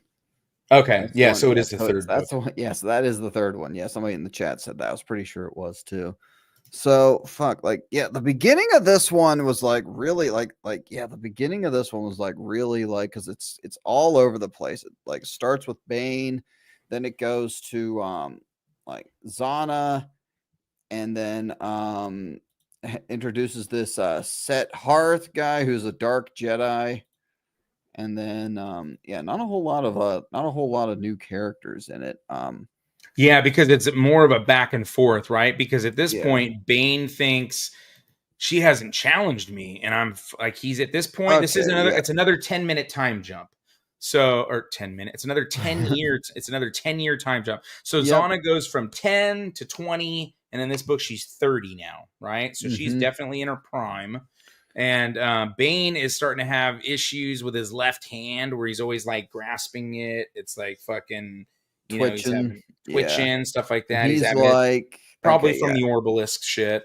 Yeah. And he's starting to wonder if she doesn't challenge me soon, I have to find a way to live longer and find a different apprentice because I can't find another apprentice now. So he starts looking into doing essence transfer. Yes. So he can Well, I extend think he his looks life. into immortality and then he discovers essence transfer. Correct. Yeah. And he He does it. learns that He does it. Darth Undeadu's Deadu's holocron. I tomb, remember yeah. that. Yep. And Darth Undeadu is I like the referenced in name. Legends. I like the name. Like, you know, a Dark Lord who tried to cheat death. Darth Undeadu. Yeah, right. Well, and there's Very kind of clev- lore very on him, but it's clever. vague. It's very vague lore, Yeah, right? yeah. Like, but he is one of the first Darths. If I believe he is the first Darth. I did a thing on the title of Darth. I did a stream on it a while back. But yeah, there's kind of it's more reference book lore and stuff, and then they have him referenced in some like the legacy comics and stuff. Mhm. But yeah, so he way to send her on another mission. That way he can go find Undeadu's holocron, like because he's trying to do it without her knowing, because he doesn't want her to know. Oh, he's trying to do essence transfer and live forever. Especially her being a sorceress, I think he's a little worried that. Well, first he has to find out about how to do it, and then I believe in the beginning too, isn't he making his holocron? He's finding his own holocron. Or was that at the end of the Yes. last? No, it's not the end of the last one because he was still out cold and shit. Yeah, so he's figured out how to make his holocron, and he puts a bunch of information into there, and yeah, so then he goes off with the Darth Undeadu search for the Undeadu, and then there's the tribe of Undeadu, or the what are they called? I can't remember, but they're like a bunch of Sith acolytes basically, and he fucking wipes a bunch of them out. Back on the Rule of Two, he rides a Rancor and shit. He like tames a Rancor, rides a fucking Rancor, badass That was shit. the first one. Oh, is that the first? That is the first one. Yeah. Because Duxon's the Drexel. Yeah, Rancor's Yeah, he does that on Leon. Yeah, that's right. There's so much cool shit, guys. We're just really kind of skimming over it. And then Zana has to find an apprentice. So she's like, okay, I've got the Orbalisk armor off this guy. I notice now he has a physical ailment. She's having trouble finding an apprentice, because she's like, I have to find an apprentice first before I fucking off this guy. And then she wants to make sure she's strong enough to fucking beat him. And then, yeah, she goes, fights Set Hearth. She likes Set Hearth's ability. Now, he's a womanizer, right? And she, like, kind of not seduces him and shit, but she kind of plays to that, and then they get in a little battle, and then she does some mind control sorcery shit on him. Mm-hmm. And then but he's like total arrogant. He's not really like, he's a bad choice. Clearly. Yeah, he's like, you can tell that right. You can can tell that right away that he's a bad choice. Yeah, but she's like, fuck, dude, I gotta find an apprentice. Maybe this one will do for now, or something like that. And then then we get the information on Sarah. We go to, so yeah, like you're saying, it does kind of go back and forth, right? So we go to this other planet. Fuck, dude. What was the name of the planet she's on? Fuck. I'm not going to remember it. So there's this other planet, and we learn about this this like empress or whatever, right? And Sarah of Doan, I think they call her, right? And we've come to find out, long story short, we find out that she is the daughter of Caleb the Healer, right? Yes, yeah. Now, meanwhile, we find out one of her bodyguards is a friend of was an old acquaintance of Bane's. Her name was Lucia, yes, and she was in the Gloomwalker unit with Bane in the first book, and he saved her life, the whole unit's life, right? And he's very like respectable Darth Bane, right? Or Bane or Dez as she knows him. This is where like things started to be like, okay, lots of coincidences here. Exactly. That's the one thing you can kind of say. Yeah, there's like a lot of them stacked on top of each other. But the beginning's pretty good. You have we know there's the strife. He either has to find a way to live forever, do the essence transfer. She's got to find a way to fucking overtake him or find an apprentice. And then this plot kind of mixes into it, but then it all kind of freaking, re-centralizes after that. I can't remember how either. I don't know if it's another coincidence. She finds out about Bane or where he's at. She goes to the Jedi. I think it was kind of coincidental. I think so. If I'm remembering correctly, she goes to the Jedi Temple on Coruscant to like discuss something about, I forget why she goes. She goes to like discuss like something that had like an assassination attempt or something. Yeah. With them, and then she's like, isn't she like walking through like the temple, and she sees like a memorial of the mission that went to end the supposed what was his name? Wasn't there like an uprising or something like that? I think so. I'm trying to remember. So Darovit, like the team that went to kill Darovit, and like she's like, there's like a memorial for it, and like she reads about it, and then she sees that like that was where her father lived. Oh, and she knows. Oh, and yeah. She knew like, that like fucking she's Bane. Like, okay, there's something going on here with this, and then so she talks to one, and she like researches it. And she finds out that like, okay, so that she thinks that the Sith Lord went back and she saw like a picture, or Darovit was described to her, and they described his appearance, which is nothing like Bane. And she's like, oh no, this motherfucker's still alive. Yeah, because Bane's like 6'6", fucking stacked, like a big miner, badass motherfucker. Darovit was not that. So she's like, yeah, this definitely isn't him. Yeah, I remember that. And then meanwhile, also Bane's like going under aliases at this point. He's setting up information networks, political fucking shit for the Sith, because they have to. This all leads to, they bring this up like in the first chapter of Plagueis too. All the stuff that Bane kind of set up in the background for them to infiltrate like governments and stuff like that to get information for the Sith to infiltrate the Republic. Yeah, so she seeks out the Huntress, right? The Huntress, did that first assassination at the beginning. Correct. And then, so she seeks her out, and basically she has like a power. If you just explain what somebody, she can like look back through history and see, like, if you describe somebody, she can go back and find the person, and then she can literally track them anywhere across the galaxy. Yeah, like precognition, postcognition, like, so she can do all that shit. And like history, she becomes Darth Cognis, guys. Again, very, very unique name. So basically, then Darth Cognis. So then I'm starting to forget Sarah. I'm starting to forget everyone's names again. Hires her and gives her like 20 elite guards to go hunt and capture Bane. Yeah, do not kill him. You can't kill him. Yeah. So that was the one thing I had a problem with in this book, because like Plagueis takes on 36 Maladians, right? And he kills about 24 of them. We'll talk about that later, guys, after Grizzy's gone.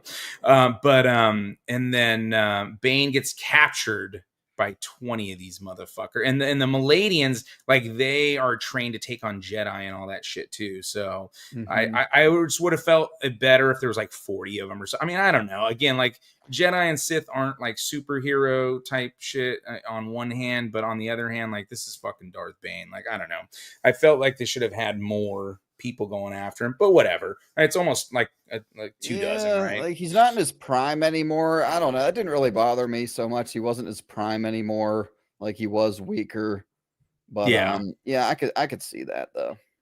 Yeah. So meanwhile, Zana's off on her mission and then has met Set Hearth, and like they're on their way back to confront Bane, but Sarah, right? God. Sarah's assassins get there first and attack Bane when he gets back with Undeadu's holocron. Correct.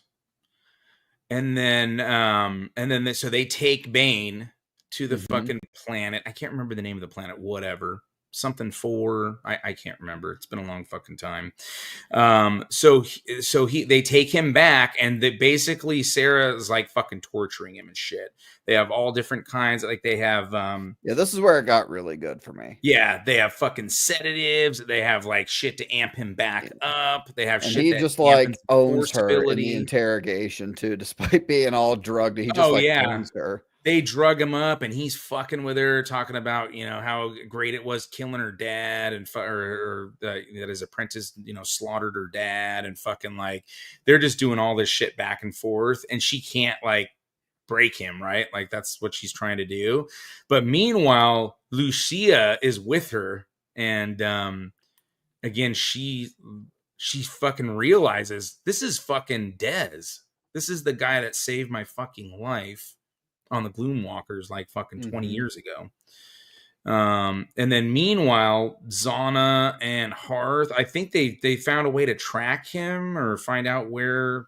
I can't remember how they find out where they're at, but they end up going to the same planet because she's like, I have to confront Bane now, especially if he's being kidnapped. I think they left. I don't know. I think like they found an insignia or something, and Hearth knew where the insignia, they left something behind, and Hearth recognized it.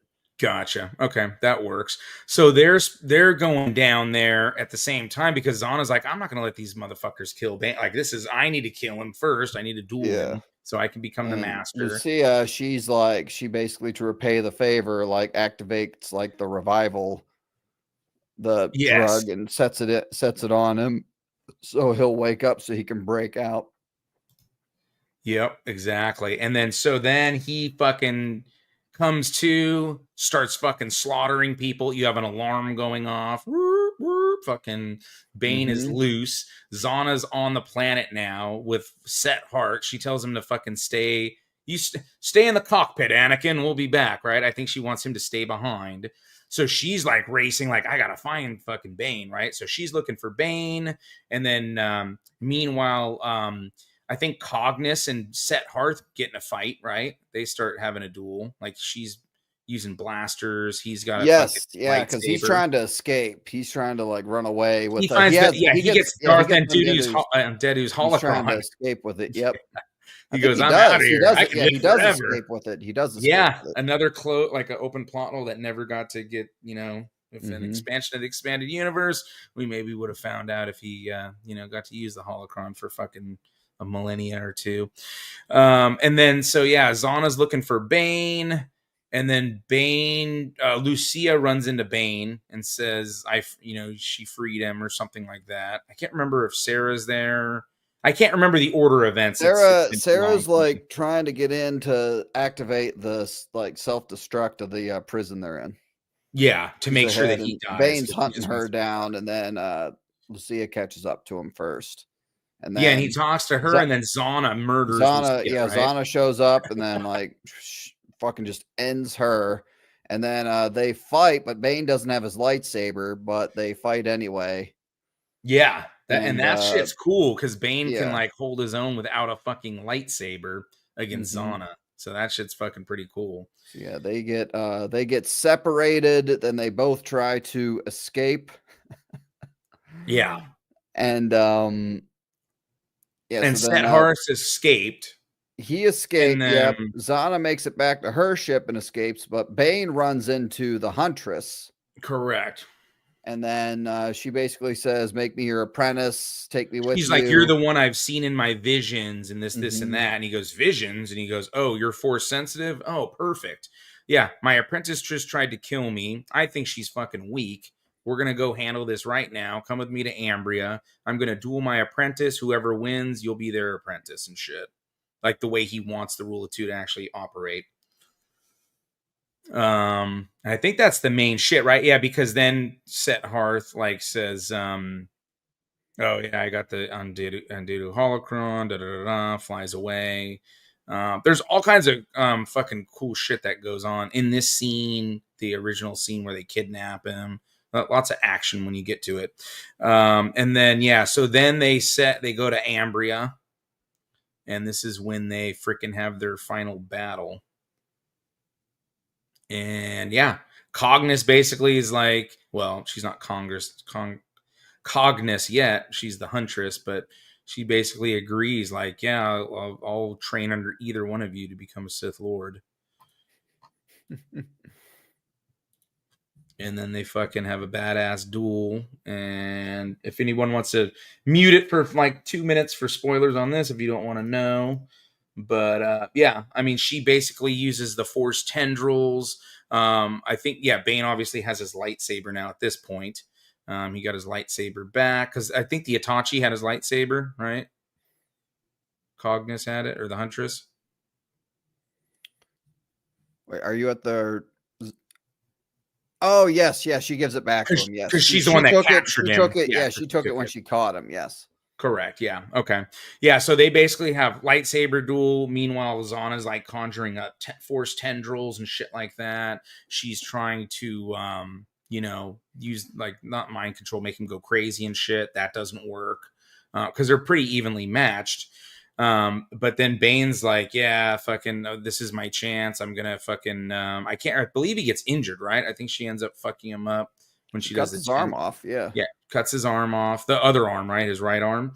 And fucking, he tries to initiate essence transfer. And they talk about, it's like all descriptive and shit. Him going into her mind and her fighting back. Da da da da da. And then you see Darth Bane and Cognis, like the Huntress, when she sees different futures, like, so she can't figure out which one's the right one. Like, she's like, I can't tell which one of you actually wins and who lives and who dies and all this shit, like, ahead of time. But yeah, so Bane is defeated and fucking Zana stands victorious. And then she, names her Darth Cognis, the Huntress, because of her precognition.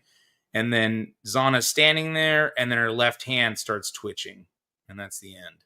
Mm-hmm. On a cliffhanger. Yes, and that is why people wanted to see more Darth Zana. But yeah, so I don't know. You liked it a lot. Do you have any rankings you want to give? I'm not going to hold you to them or anything, but I like for each out one of 10. I'd give definitely. I'd give maybe like 1 and 2 a 9 and maybe 3 and 8. There you go. Yeah, and I'm like 10 for 1 and 2 and a 9 for 3. The same thing. Good shit. Nice. Good stuff, dude. Yeah, really good stuff. And then you're starting Heir to the Empire right now? Yes, I'm 7 chapters in. And what a shocking concept, chat. Luke, Han, and Leia together inside of like the first few chapters. Like what an incredible idea from Timothy Zahn. For sure. Definitely a good series. Yeah, you're well on your way. And you've read Plagueis and Revan. I mean, to have read Plagueis, the Bane Trilogy, and Revan, like, that's a hell of a good start into the EU. Yeah, it really is. Yeah. I'm kind of rereading Revan too, because I read that when I was like a lot younger, and I don't even really remember it. So I'm kind of like doing that at the same time. Kind of when I get a little bored with Heir of the Empire, or get like a little burnt out, I just switch over to that real quick. So it's I do that a lot too. Yeah, because again, there's not like Christian had asked me, oh, you know, you give everything 9s and 10s, but there's bad ones, man. And when I get to a 2 or a 4, like I usually will stop and like go read something that I liked to get myself remotivated. You know, or something else I know like everyone else thinks is good. That way I know I'm probably not going to run into a trash book. You know, because they're not all fucking 9 out of 10s, but there's a lot more good than there is bad. That's for damn sure. Yep. Well, we did it. Yeah. Hell yeah, dude. And probably next year's celebration, I'll probably have something else to talk about. So we'll see. For sure. I audiobooked Fatal Alliance because Pierce wouldn't stop talking about it. Yeah, dude. Fatal Alliance. That's a 3. I give that one a 3. That one actually has a good premise and beginning, and it just nosedives right after. So right on, dude. All right. Well, yeah. I mean, I will let you go because I know you want. Look at your head, like goes on there perfect with Plagueis' saber. Did you?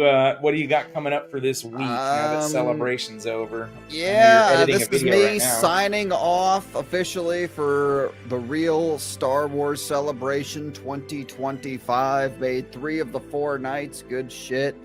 Definitely going to be bigger and better next year. Thanks to Purist for coming on my channel and inviting me on here to talk tonight. Thanks to everyone in the chat. I know I didn't know. I haven't read the book. How many times have you read the book?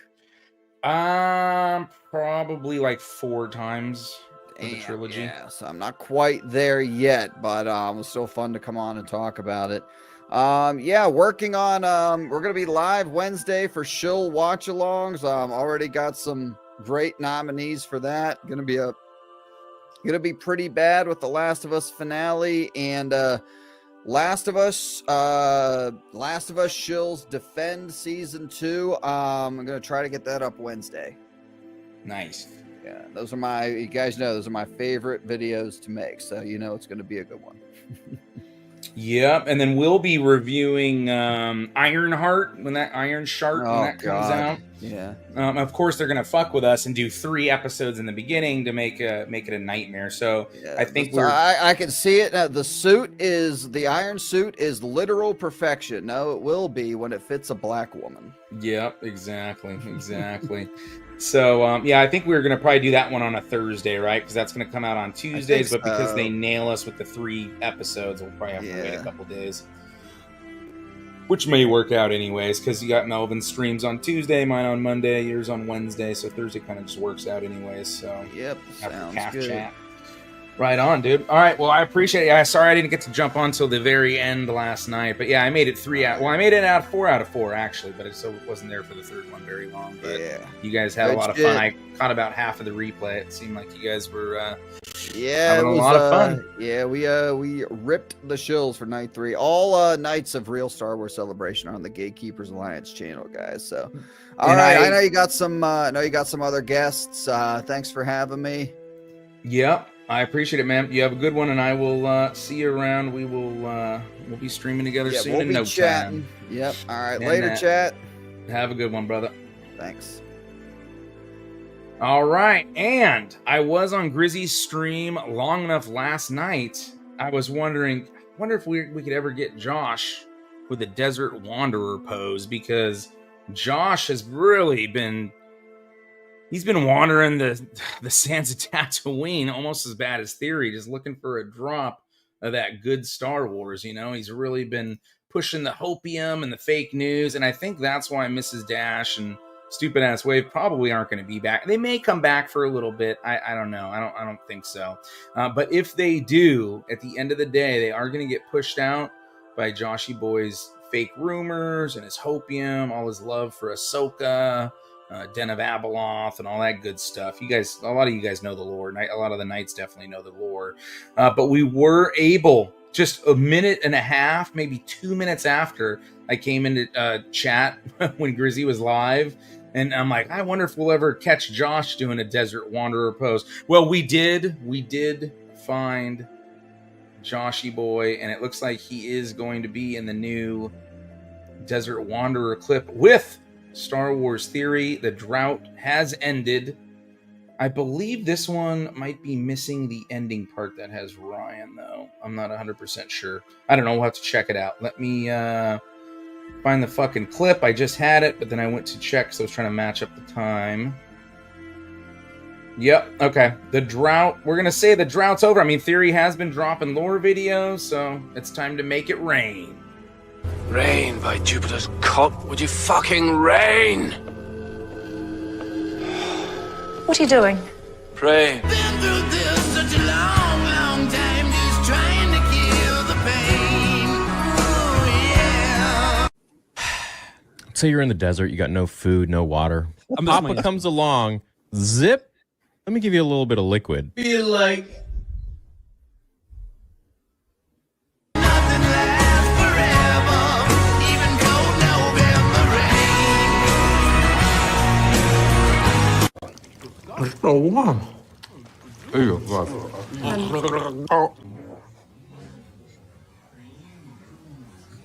Oh. Here comes the rain. it's kind of kinky. Falling on my head like a memory. Oh, when the rain hits my window, I take in nicer. me some endo. Oh, I can't stand the rain. oh, that's great. You get it so nice and warm. Oh, I can taste the bubbles. Here comes the rain again. I said, falling on my head like a memory. Ooh, yeah. Yeah, it doesn't have the Ryan clip at the end, so I'll fix that one up. I did that one on the fly last night while they were live because we got the Josh pose to throw on there, so I figured I'd throw it in there. Why not? So I'll get the Ryan clip at the end, how he'd rather have a little bit of fucking dignity than let Dave Filoni piss down his throat, because I think most people would prefer that instead of hoping for some Dave Filoni Star Wars. All right, so we have Darth Plagueis. There have been lots. I believe there's another Darth Plagueis lore video out there. I didn't get to do any visuals on this shit. I'm going to have to edit it as a video later. It's going to probably get lost in the freaking forest of unedited purist videos that need to drop. But I did do my own Darth Plagueis book review, and I'm trying to check out theories right now. Because I know he's dropped, I think it was 4 or 5 of them. Let me see. Here we go. Videos. Yeah. Plagueis teachings to Palpatine. So his Plagueis videos are all about everyone else but Darth Plagueis. Now, maybe this one's a little more specific into Plagueis. I don't know. But then he had another one, How Palpatine Killed Plagueis, which is, that's described in the last chapter of the book. And then it's also in Revenge of the Sith, it's mentioned. You know what I'm saying? And How Palpatine Found Darth Maul as a baby, because, we want to lean into the TCW lore. I'm going to actually bring up some of the original expanded universe lore when it pertains to Maul and what was entered into the book, as opposed to, propping up the TCW shit that it seems like James Luceno shoehorned into the lore or not into the lore, but had to shoehorn in because Filoni was probably like, hey guys, I need to make sure when this book comes out that we have a lot of references to Darth Maul. And then he has another one, Everything Palpatine Did When Killing His Family, which is also from the Maul book. So we have a Maul review about It's Not a Story the Jedi Would Tell. That was his first one about 2 weeks ago. Now, here's something else I want to note. If you look, and I have them written down somewhere, but I don't have it in front of me. We'll have to cover that next stream. He is now, with all these Plagueis videos, dropped more lore videos with quote-unquote without ghostwriters. He's dropped more lore videos in less time than he did when he had ghostwriters, was paying them money, and then somehow wasn't able to get videos out on those. And then now, supposedly, he doesn't have any. He said it was going to take him probably longer than shorter, and then boom, he's flooding the market with lore videos. And again, the lore videos are coming out when he's out on a convention, because you got to look like you know a lot about Star Wars while you're slinging your Disney lightsabers. So yeah, and then there's another one about Anakin. He finally figured out, I guess 12 days ago when he dropped this video, that Anakin was not created directly by Plagueis. Plagueis didn't actually make Anakin, which anyone who've read the book once, maybe twice, I guess maybe you'd need a second read through on it, would understand that it was the Force striking back, right? So anyways, so yeah, we have Darth Plagueis video that talks about, now in this first one that's like 11 minutes long, I tallied it up. 3 minutes of the review talks about Plagueis, and the rest of it's about everybody and everything else besides Plagueis, which, you know, let's be fair here. Plagueis isn't in 100% in the story all the time, but it's, a lot of people think it's a Palpatine origin story. Palpatine's in it more. Not really. I mean, you don't even meet Palpatine until chapter 9, and it's a 30-chapter book, so 1/3 of the book. And then it's so basically the first part, it's mostly all about Plagueis. Second part, Palpatine being found or trained by Plagueis, and then at the end of that, Plagueis getting injured by the Maladian attack. And then the last third of the book, Plagueis is dipping into the dark side. He's found a way never to fucking go to sleep anymore, which is one of the things that he regretted about, or he envied Darth Tenebris about, because Biff apparently don't have to sleep. And he's like, I'd be more efficient if I never had to sleep. He was able to heal himself for the most part externally, as well as look younger, etc. And then, but most of it at that point, a lot of the political positioning from Palpatine. Now, obviously, then Plagueis will end up showing back up on Coruscant because they're about to enact the Sith Grand Plan and all that good stuff. But anyways, so the book is very Plagueis-centric. Yes, there's lots of Palpatine in it, but it's still Darth Plagueis' book, and Darth Plagueis does earn and deserve his respect in this story, and that's what we're going to give him with my little lore video tonight, which is going to wrap up real Star Wars Celebration. So that's what we're going to do right now.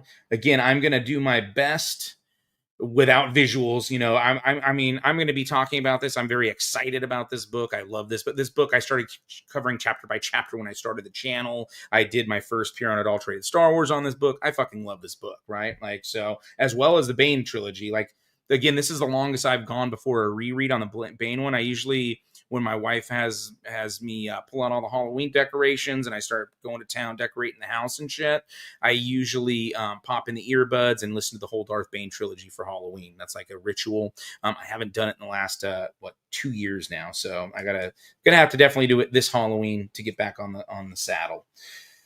Okay, so let me see. Yeah, exactly. Yeah, 4 months. 4 months. Rule of 3 book club. Plagueis. That's the one. They were supposed to have that up.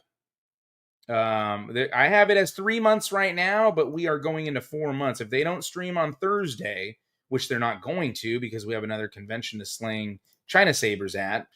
So knowing that, they are going to be 4 months behind. Let me see. Rule of 3 book club. Let me see. I don't know if I have room on any clips here. I might. Let's see. Yep, there it is. Yep, so here it is. 3 months behind.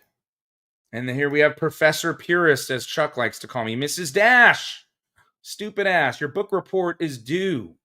Your book report is due. And look at stupid ass over here looking very confused. Oh, there's books. There's 30 chapters in this book. I mean, there's a 3-hour abridged version and it's all filler, which absolutely makes no sense. Yeah, this book's about 12, 13 hours, stupid ass Wave. So I don't know how you guys are ever going to finish it. 13 hours. I mean, 3.5 hours is hard enough for you. So I don't know. But Professor Purist has spoken and said, you guys need to turn in your book report. It's time to talk about this book. You wasted a whole fucking stream. Remember, you were making fun of the New Jedi Order and talking about how bad and boring it was. Let's poll the audience, guys. Let's poll our audience again and not give them what they want. And let's poll them about a book report. Yes, yes. And then when they answer the poll, we just won't do the book report, you know? We won't do the book review, book report. But yeah, so that's kind of where we're at now with them. But like I said, they're probably hashtag fired. So maybe that's why Theory's like, I don't need to do a book review with these guys. They're going to be out of here when Joshy Boy fucking hits the streets anyways. So it's not really that big of a deal, you know? And then meanwhile, we got to deal with the pseudo intellectuals and Andor and all that. So, and these guys are master debaters, guys. Like they can out debate anybody, dude. Like just on their channel, they're intellectually superior to everybody with their realness about Star Wars, especially the boringness of NJO. Okay, so we got Plagueis, Red Harvest, NJO, Onslaught, and Deceive. Did you want NJO in there? Not particularly. Slow as shit, man. Yeah. Whole Fate of the Jedi's better than NJO. Fate of the Jedi. It's like the books afterwards. I'm in the middle of Dark Tide. Can you explain why Luke refused to save the slaves from the Vong? I don't know. I haven't read it. Yeah, that's far. That's far. Save me. You're not a real fan, dude. Chill. Fake. You're fucking fake, dude. All of those novels start to blur together. Are you retarded? And all I've got is like peak moments in my memory. You know what I mean? I can tell you what book Luke kills Lumaya. Betrayer. Lumaya was badass. I'll give you that. There's just so many of them. It's hard to keep track of like what era they're in too, whether you're in Legacy or NJO, and even what people are talking about are so impossible to pin down because it's over 20 books. It's not like 6 movies. It's like 20 books. I can see how if somebody's not into the Star Wars expanded universe, that if you try to get into it and we're reading Vector Prime, maybe you'd be like, not. But I can't see how if you are a Star Wars expanded universe fan and you're like invested in the story, I don't know how you can really call NJO slow. It is long. It takes a very long time, but a lot of shit fucking happens. Anything Legends would be great. The Mandalore TV show. Legends. Huh? So you're not allowed to say Legends. Why? It was a joke because we can backlash about not saying EU. Legends in EU is the same thing. Same. It was a joke. I've gotten those comments. I've gotten those comments on my channel too, where it's like, stop calling it Legends. It's the expanded universe, and it's like, okay. It's not like we love Disney and it's a code word. Legends. Did you guys ever go to the Battlefront 2 when EA sent us out to Sweden a bunch of times? No, I went to Germany. I went to Gamescom. Like they sent me to Gamescom. I saw you there. Anyway, they sent me out like 6 times. Very, very lucky because they paid for it.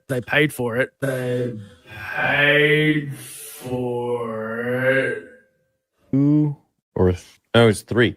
It was 3 different like Battlefront things.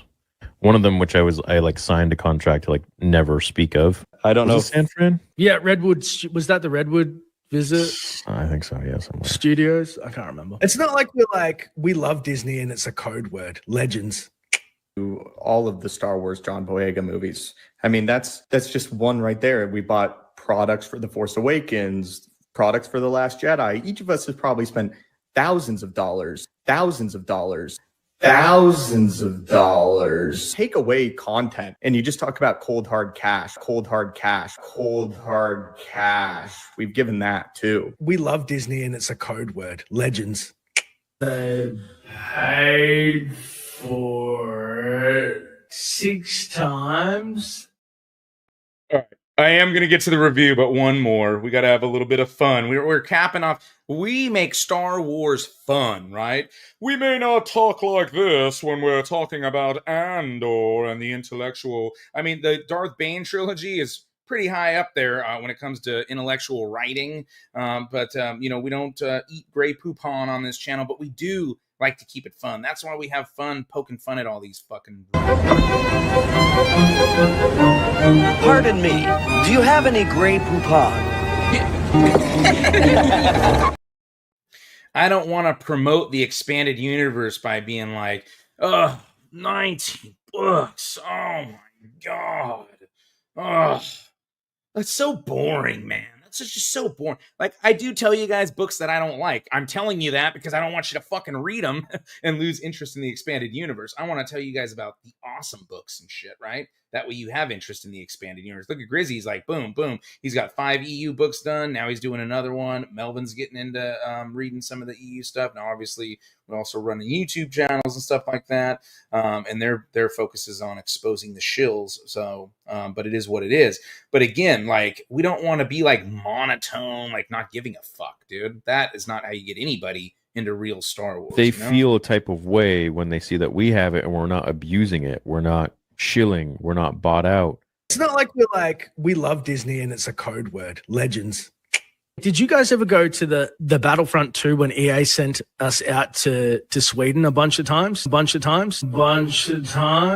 No, I went to Germany. I went to Gamescom. Like they sent me to Gamescom. I Gamescom. saw you there. Anyway, they sent me out like six times. Very, very lucky because they paid for it. They paid for it. All of the Star Wars John Boyega movies. I mean, that's just one right there. We bought products for The Force Awakens, products for The Last Jedi. Each of us has probably spent thousands of dollars. Take away content and you just talk about cold hard cash. Just look at all the facts. And at the end of the day, you know, we would destroy anybody who wants to debate anything to do with how we run our channels and their rhetoric about us, which I found 100% of the time is wrong. It's bullshit. We are not corporations. We're just random Star Wars fans like everybody else. And it is the most like lazy, low IQ way of trying to debate someone. The Mandalorian TV show. Legends. Huh? So you're not allowed to say legends. Why? It was a joke because we backlash about not saying EU. Yeah, thanks for getting rid of it, Disney. That's why we call it Legends, to respect your Don't decision. Illuminati. Or even just, you know, go straight to defaming them I've ever seen in my life. And it has a 100% success rate of just like being dismantled and destroyed if you ever, if they ever come up against someone who's actually intellectual. Yes, well, I am somewhat of an intellectual, but just talk a little more street, if you know what I mean. All right, guys, let's do this. Let's rock and roll. We've had enough of stupid ass Wave and Mrs. Dash. Hashtag you're fired. Let's change the background up here, though. Let's do the background. Let's do some good music. We want some Sith-centric music. We're going to go with the celebration here.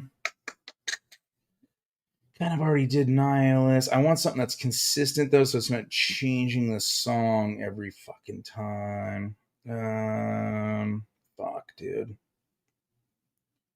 I feel like War of Heirs is not going to be long enough.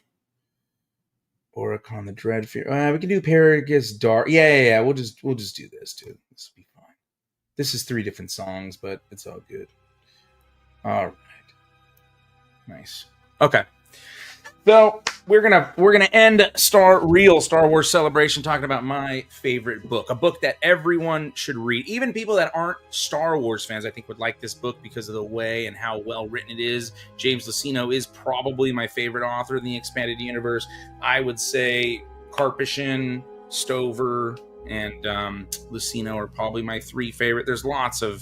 There's so many good authors in the EU, so I'm not taking credit away from anyone else. But Luceno's books, I just tend to burn through and just freaking love them. And he does a great job of connecting lore, adding lore, putting in Easter eggs and stuff, all while maintaining the story. You know, and that's what it's all about. But have you ever heard the tragedy of Darth Plagueis the Wise? Many hardcore Star Wars fans definitely have. The Darth Plagueis novel is a literary masterpiece, and it's hands down the best novel ever written by James Luceno, and that's saying a lot based on the quality and specificity of many of his other Star Wars books written prior. For many, Darth Plagueis is the best, or it's in consideration at least, as a favorite Star Wars Expanded Universe book, and with good reason. This book is no doubt a 10 out of 10. Near perfection. Yet a lot of people who have recently reviewed it or mentioned it, I feel don't really give it its due justice. So who is Darth Plagueis, and why does almost every Star Wars fan tell you this is one of their top, if not the top, expanded universe book out there? Darth Plagueis is one of the most powerful cunning and influential Sith lords of all time. It's Darth Plagueis who helps finalize and orchestrate the final stages of the Sith Imperative or Sith Grand Plan. Packed with an unbelievable amount of not only Sith lore, but expanded universe lore, the book ties into not only the Phantom Menace, but Attack of the Clones as well. This old myth you've heard about TCW, quote unquote, making the prequel trilogy better is bullshit. This book itself helps to highlight the genius of the Sith as they test and conclude which species to use for their clone army. The novel helps further explore and conceptualize that midichlorians, while scientific, still remain surrounded by mysticism and the unexplained. As much as Darth Plagueis and his master, Darth Tenebris, before him think that they can scientifically break down, compute, or harness the power of the dark side of the Force, eventually the Force answers back in its own way with the Immaculate Conception of the Chosen One, Anakin Skywalker, which helps reiterate the original spiritual storytelling intended by the maker, George Lucas himself. Darth Plagueis is a being of many masks. He's a gangster. He's a political mover and shaker, a magister of the banking clan, or IBC. He's an animalistic beast. He's a philosopher. He's a biologist. He's a mad scientist. He is a puppet master controlling his marionette, the galaxy. And hold on, I gotta get a sip of water.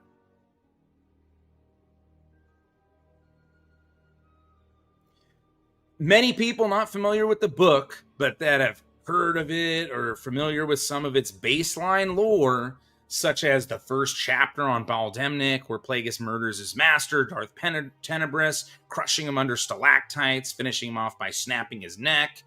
You may have also heard of Plagueis' study of midichlorians, which we witness him doing right after the vicious murder of his master.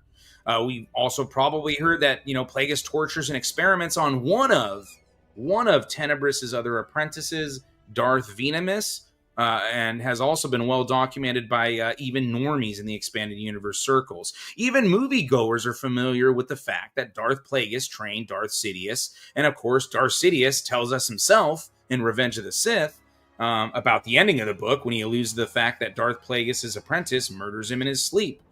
Which occurs again in the last chapter of the book. So basically, any lore videos that only focus on these events can be created by somebody who read the first and last chapter of the book and not really much in between. There's others who are going to tell you about Darth Maul and Darth Maul scenes. And although they're nice Easter eggs, they really are only connecting to other expanded universe stories already told, like Maul Shadowhunter, Maul Lockdown. If you like Darth Maul, I would refer people to those stories for pure Darth Maul stories. I might also be added that Plagueis' ship was created by Tenebris, the legendary scimitar, gifted to Darth Maul in this book, which is another nice Easter egg. We also get references to Maul's saber staff being the weapon of Exar Kun. Nice nod to Tales of the Jedi, which is where George Lucas directly pulled this lore from, the Tales of the Jedi comics, in order to make the saber staff for the Phantom Menace.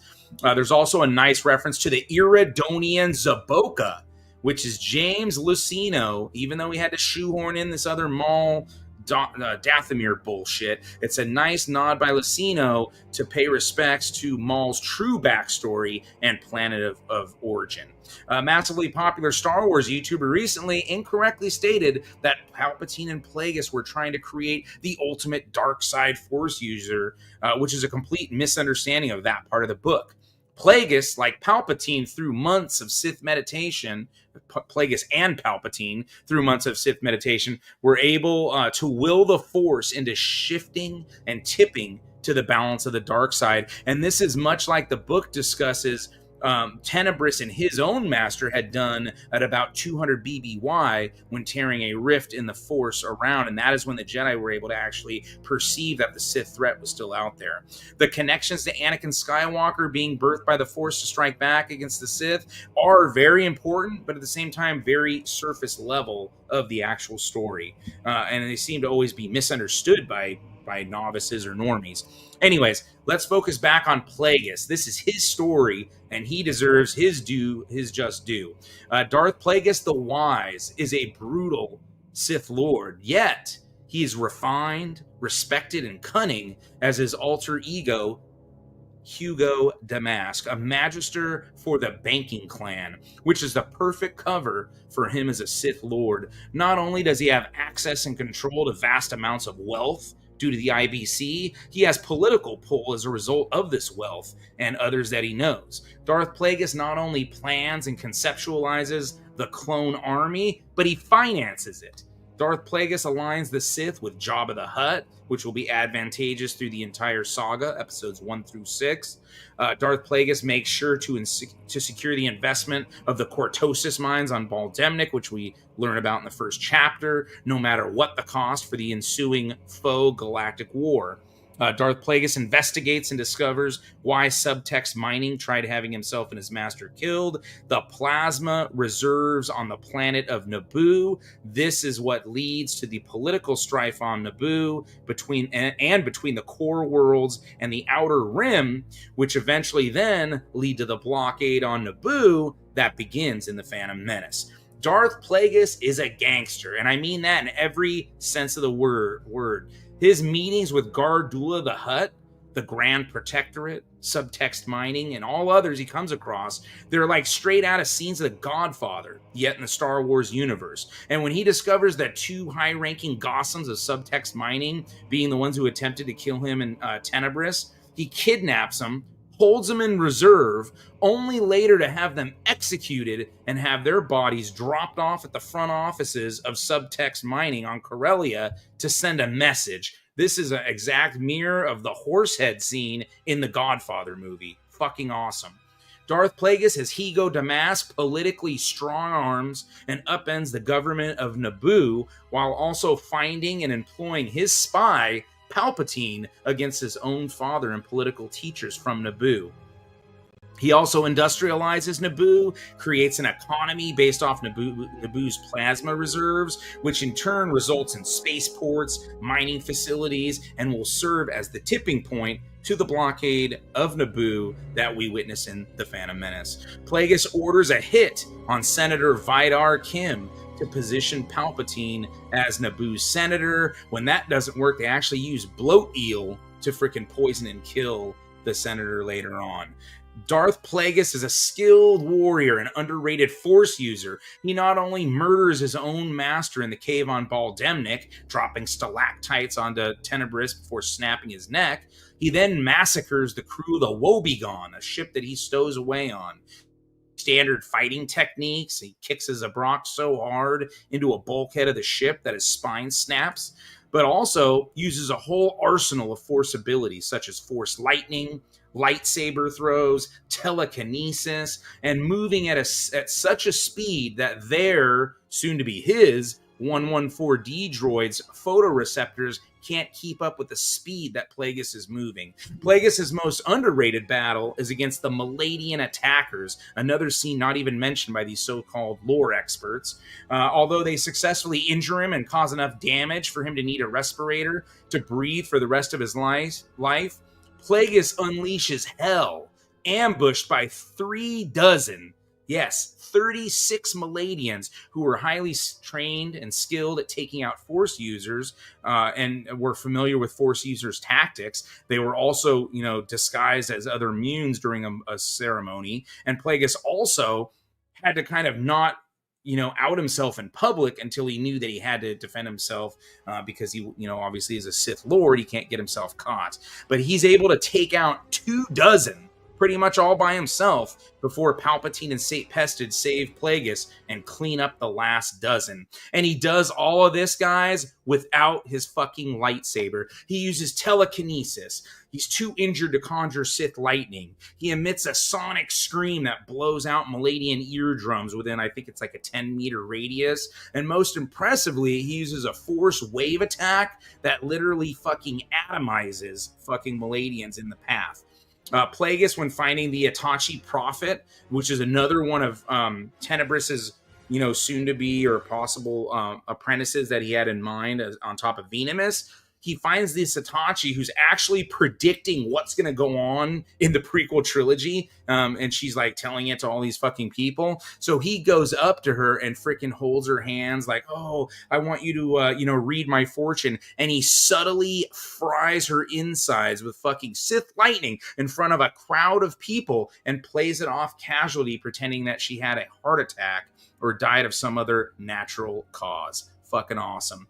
Plagueis is a monster. Not only does he kill his own master, slaughter the Woebegone crew, among others, he then stands near his victims' dead bodies or dying bodies as they're dying to try to perceive and manipulate their midichlorians as they're dying. As a child at 5 years old, he mind controls another of his peers and makes them jump out of a fucking window to their death.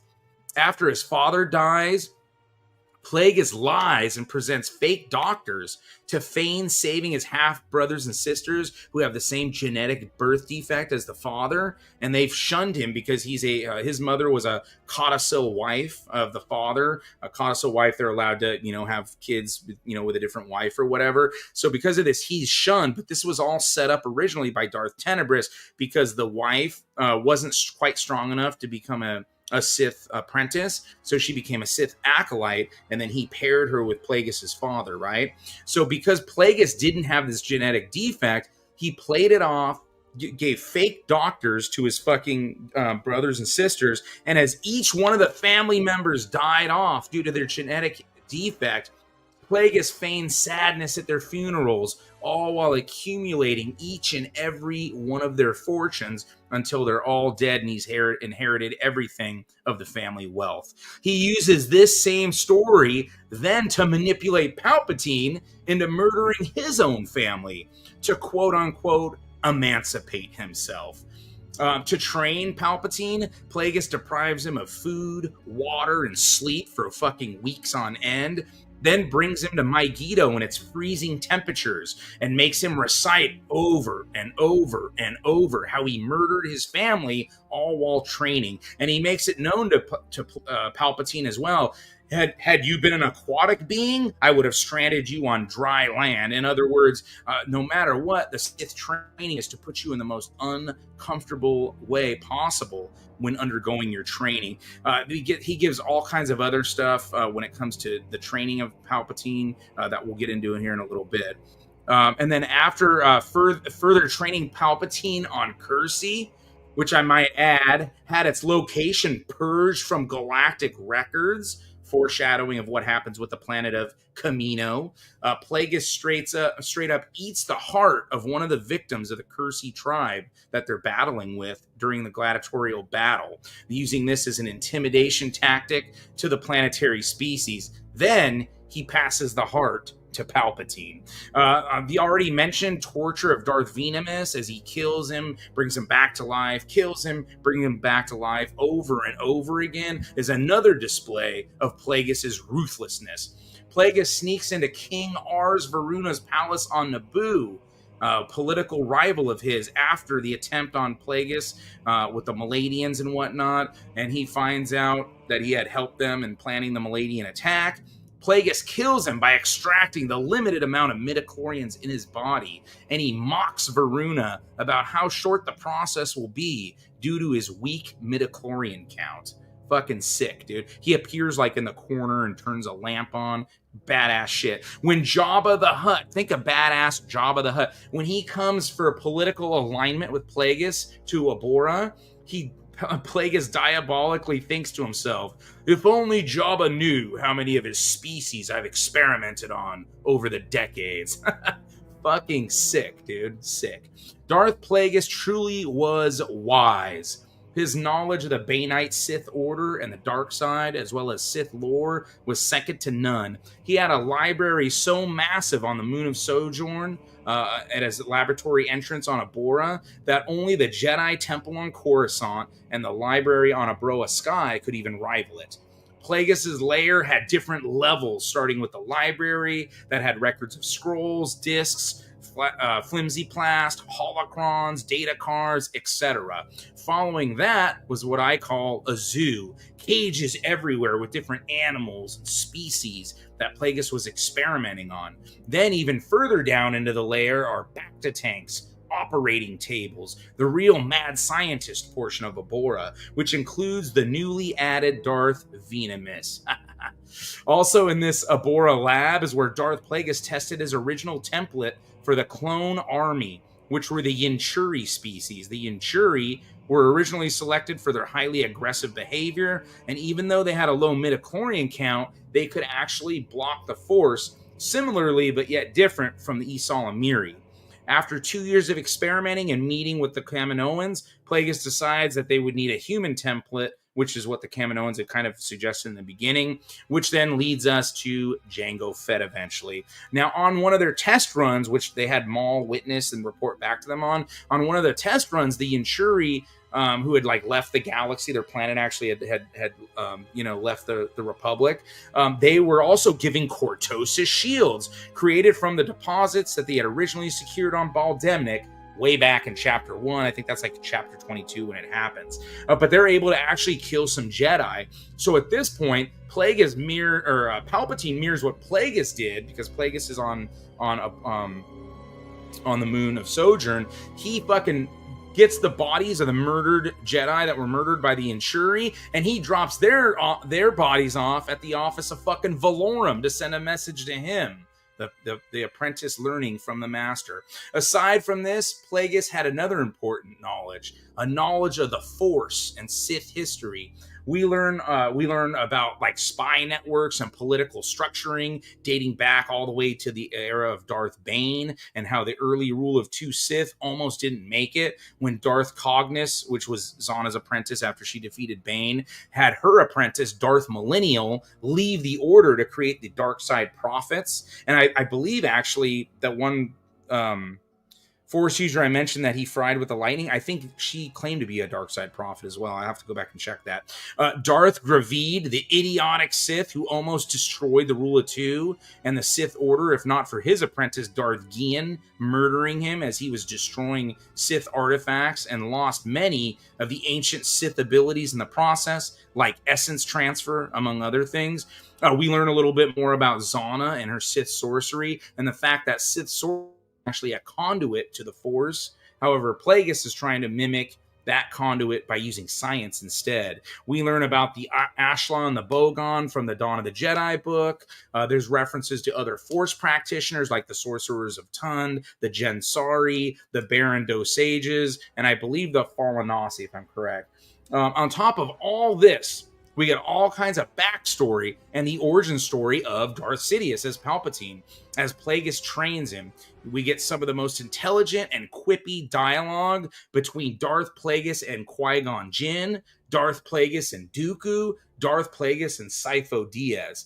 We see Plagueis use his Force ability to mask himself in the presence of Jedi, and eventually has Palpatine test this same skill with Ron-Har Kim. They also are wise enough to understand the danger of both of them being together in close vicinity, and the combined Sith power and the imprint of the dark side possibly being easier for the Jedi to find them if they're in close proximity. This book is loaded with so many awesome quotes by Darth Plagueis, among others. The political posturing, the implementation of the implementation of the Sith grand plan, the Senate scenes, the training of Palpatine, the expansion of Sith lore, the expansion of the midichlorian lore concepts. It's all awesome, dude. The writing in this book truly is a master class, and it combines all these complex political, scientific, spiritual, and more importantly, Star Wars themes and concepts together, interweaving all of it with pre-existing George Lucas and expanded universe canon. I can't praise this book enough, and I think even a non-Star Wars fan may like it. It is just that good. If this review of James Luceno's Darth Plagueis book doesn't make you want to go pick up a copy of Darth Plagueis today, I don't know what will. Thank you for listening. And that is going to be the end of Celebration for the most part. We'll hang out here for about 5 minutes and then I got to go. I was trying to do 2 minutes, 2 hours flat. That's not going to fucking happen. Woo! All right. I hope you guys liked that. Let me get I apparently vexed it. And there's even stuff I left out. There's other stuff I wanted to get into, him hunting down the other apprentice on the banking world, the Shito, the shape-changing Shito, right? And then the other one that was crazy, like in the medical facility, he found out he escaped, and Plagueis tricks the Jedi into going and murdering him and shit, like in the swamp. Like, there's so much fucking cool shit in this book, but I wanted to make sure to give Darth Plagueis his just due, because it seems like we're getting all these Plagueis lore videos that aren't even about fucking Darth Plagueis, which is pretty pathetic. Let me get a drink real quick. I'll be right back. Dash, good to have you on the show. Good to be here, Purist. Thank you. Check that. Mrs. Dash, good to have you on the show. You know what? You've been calling me that for about the last 2 months. About 5 months, actually, Mrs. Dash. Well, hey, let me say one thing. How many subscribers did I have on my old channel? How many subscribers did you have? Yes, how many subscribers? Well, this was back in 2019. You might have been Dash back then, but somewhere along the way, you ceased being Dash and became Mrs. Dash. Well, let me tell you a little secret that you know. We're sitting here right now, and if you guys want to take a station break, you can. But if you call me Mrs. Dash to my face one more time, I already did it twice. You better. One more time. We better take a station break. Well, it's a 5-minute segment, a 5-segment show. We got a long way to go. We do. We got a long way to go. We do. I'll get a couple segments out of you. Well, it's good to be here with you, though. Well, it's good to see you, too. You know you've been talking like this behind my back for a long time. But now I said it right here. Right, exactly. And we got no problems then. Well, I think that you probably won't say it again. I bet I do. Okay. Mrs. Dash.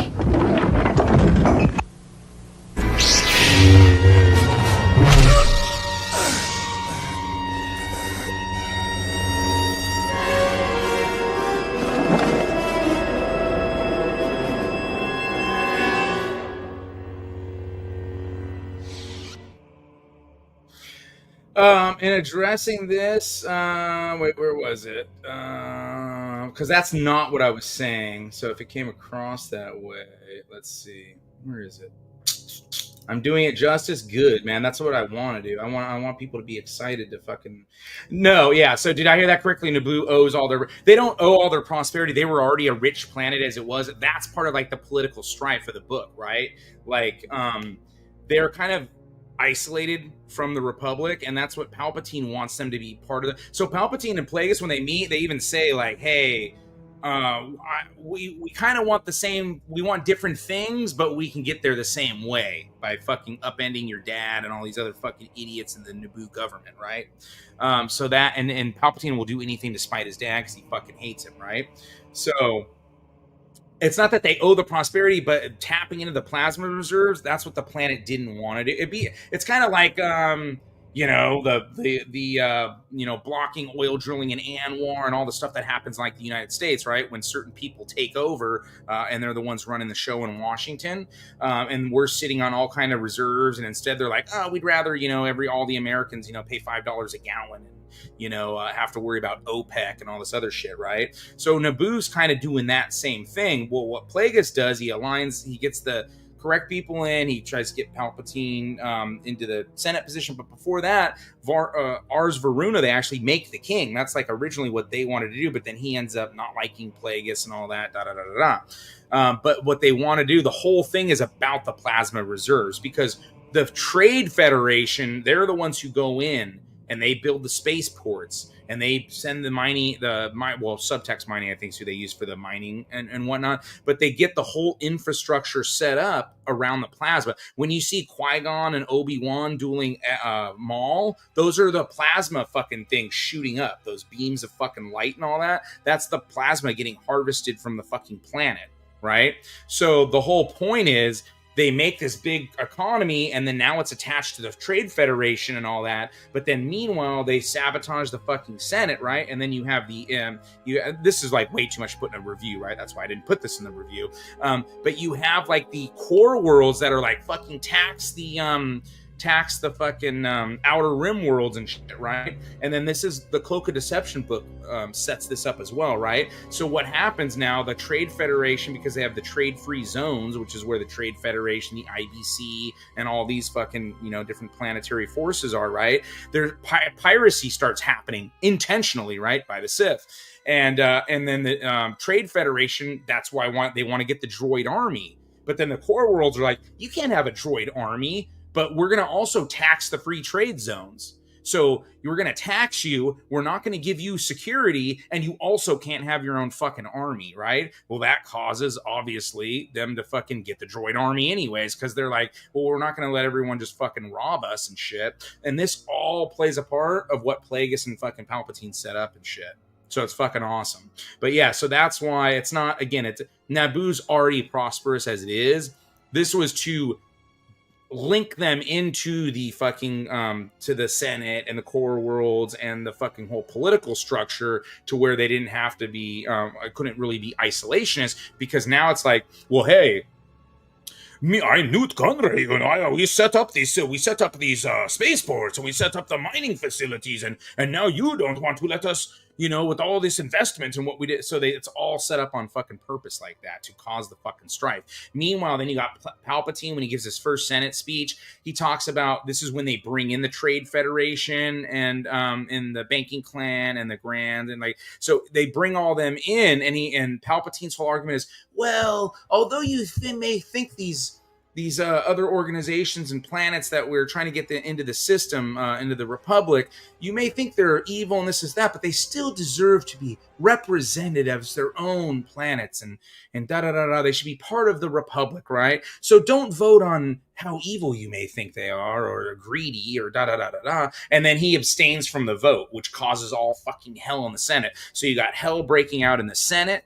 You got fucking, you have the shit going on with the plasma reserves and the lack of security for the outer rim worlds. It's politic. Now, this is pretty sophisticated and intelligent, right? If you're fucking really smart and you're reading all this. Now, and I'll tell you, you probably don't pick this up in the first book or two, right? Because there's so much other shit you're learning. Like, oh, fuck, as they're like slaughtering the Woebegone crew and all this other shit's going on. But when you reread the book more and more, I started, at least me, maybe I'm fucking stupid, but I started noticing the political shit a lot more, because I had already known about this shit and the action shit. And again, this book's loaded with so much lore and stuff that it's easy to miss certain things, because you're fucking, you know, plus if you're doing an audio book and you're working or doing something else, you may miss some shit. But yeah, so you have like all of that shit going on at the same fucking time. And it does really make, like, you should watch, after you read this book, watch Phantom Menace and Attack of the Clones, for sure, dude. The stuff with the Inchuri, like, they had tested and were thinking of using the Inchuri for like 2 years, until at the end they changed their mind.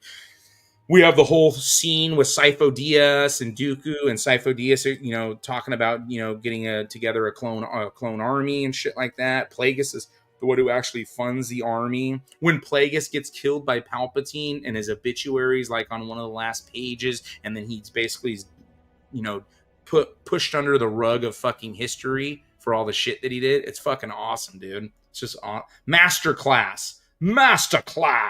If anything is more intellectual than Andor, it's Darth Plagueis.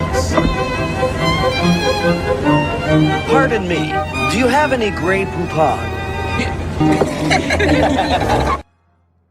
It is. It's masterclass, baby. It's fucking great shit, dude. Trust me. This book I've read more than any other book in the fucking EU, dude. I fucking love it. And there's lots of books I love almost as much, just as much, but this is the one.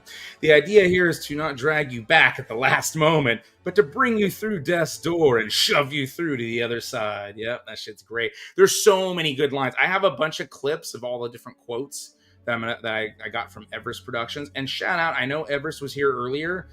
Everest hit 1 million fucking views on Darth Plagueis Part 1, dude.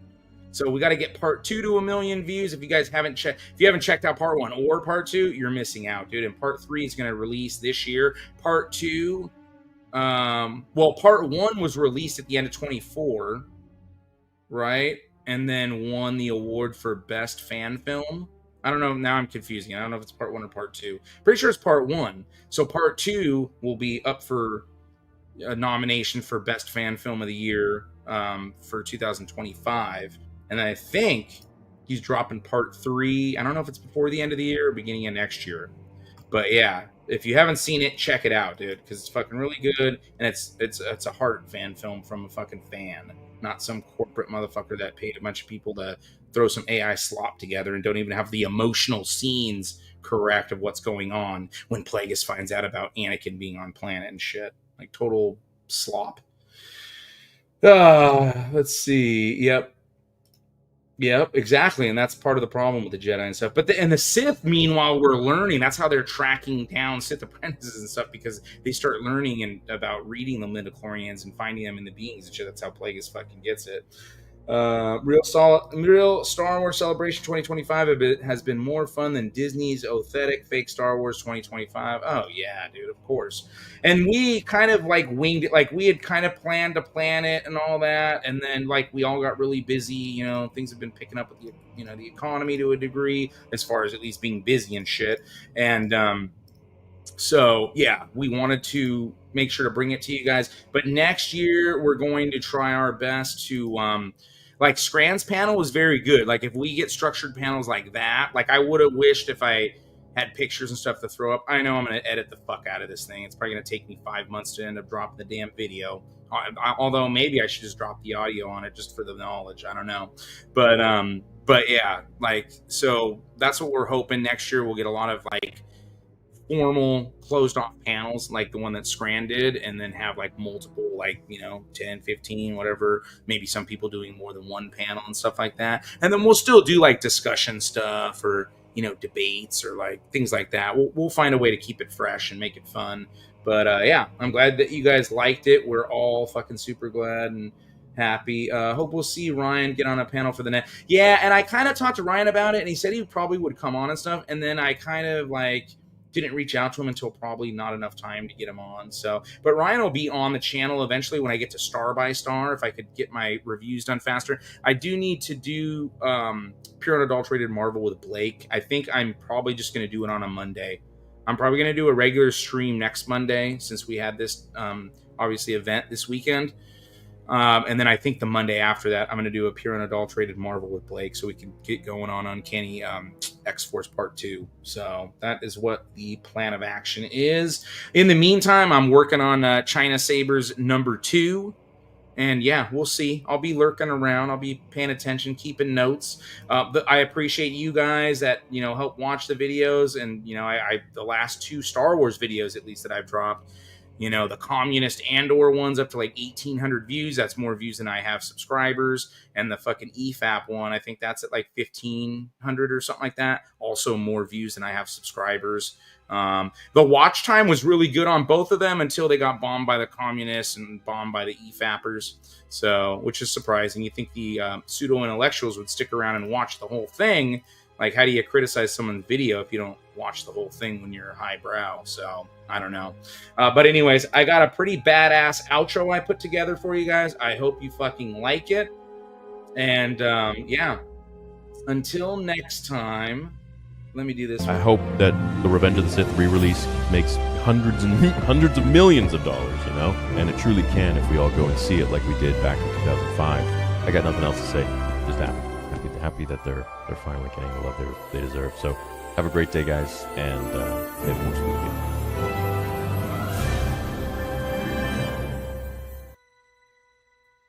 And yeah, we have a little thank you from the Gatekeepers Alliance at the end of this, and some great Star Wars music on the fucking outro. Thank you guys all for being a part of real Star Wars Celebration 2025. And until next time, remember, peace is a lie. There is only passion. Through passion, I gain strength. Through strength, I gain power. Through power, I gain victory. Through victory, my chains are broken.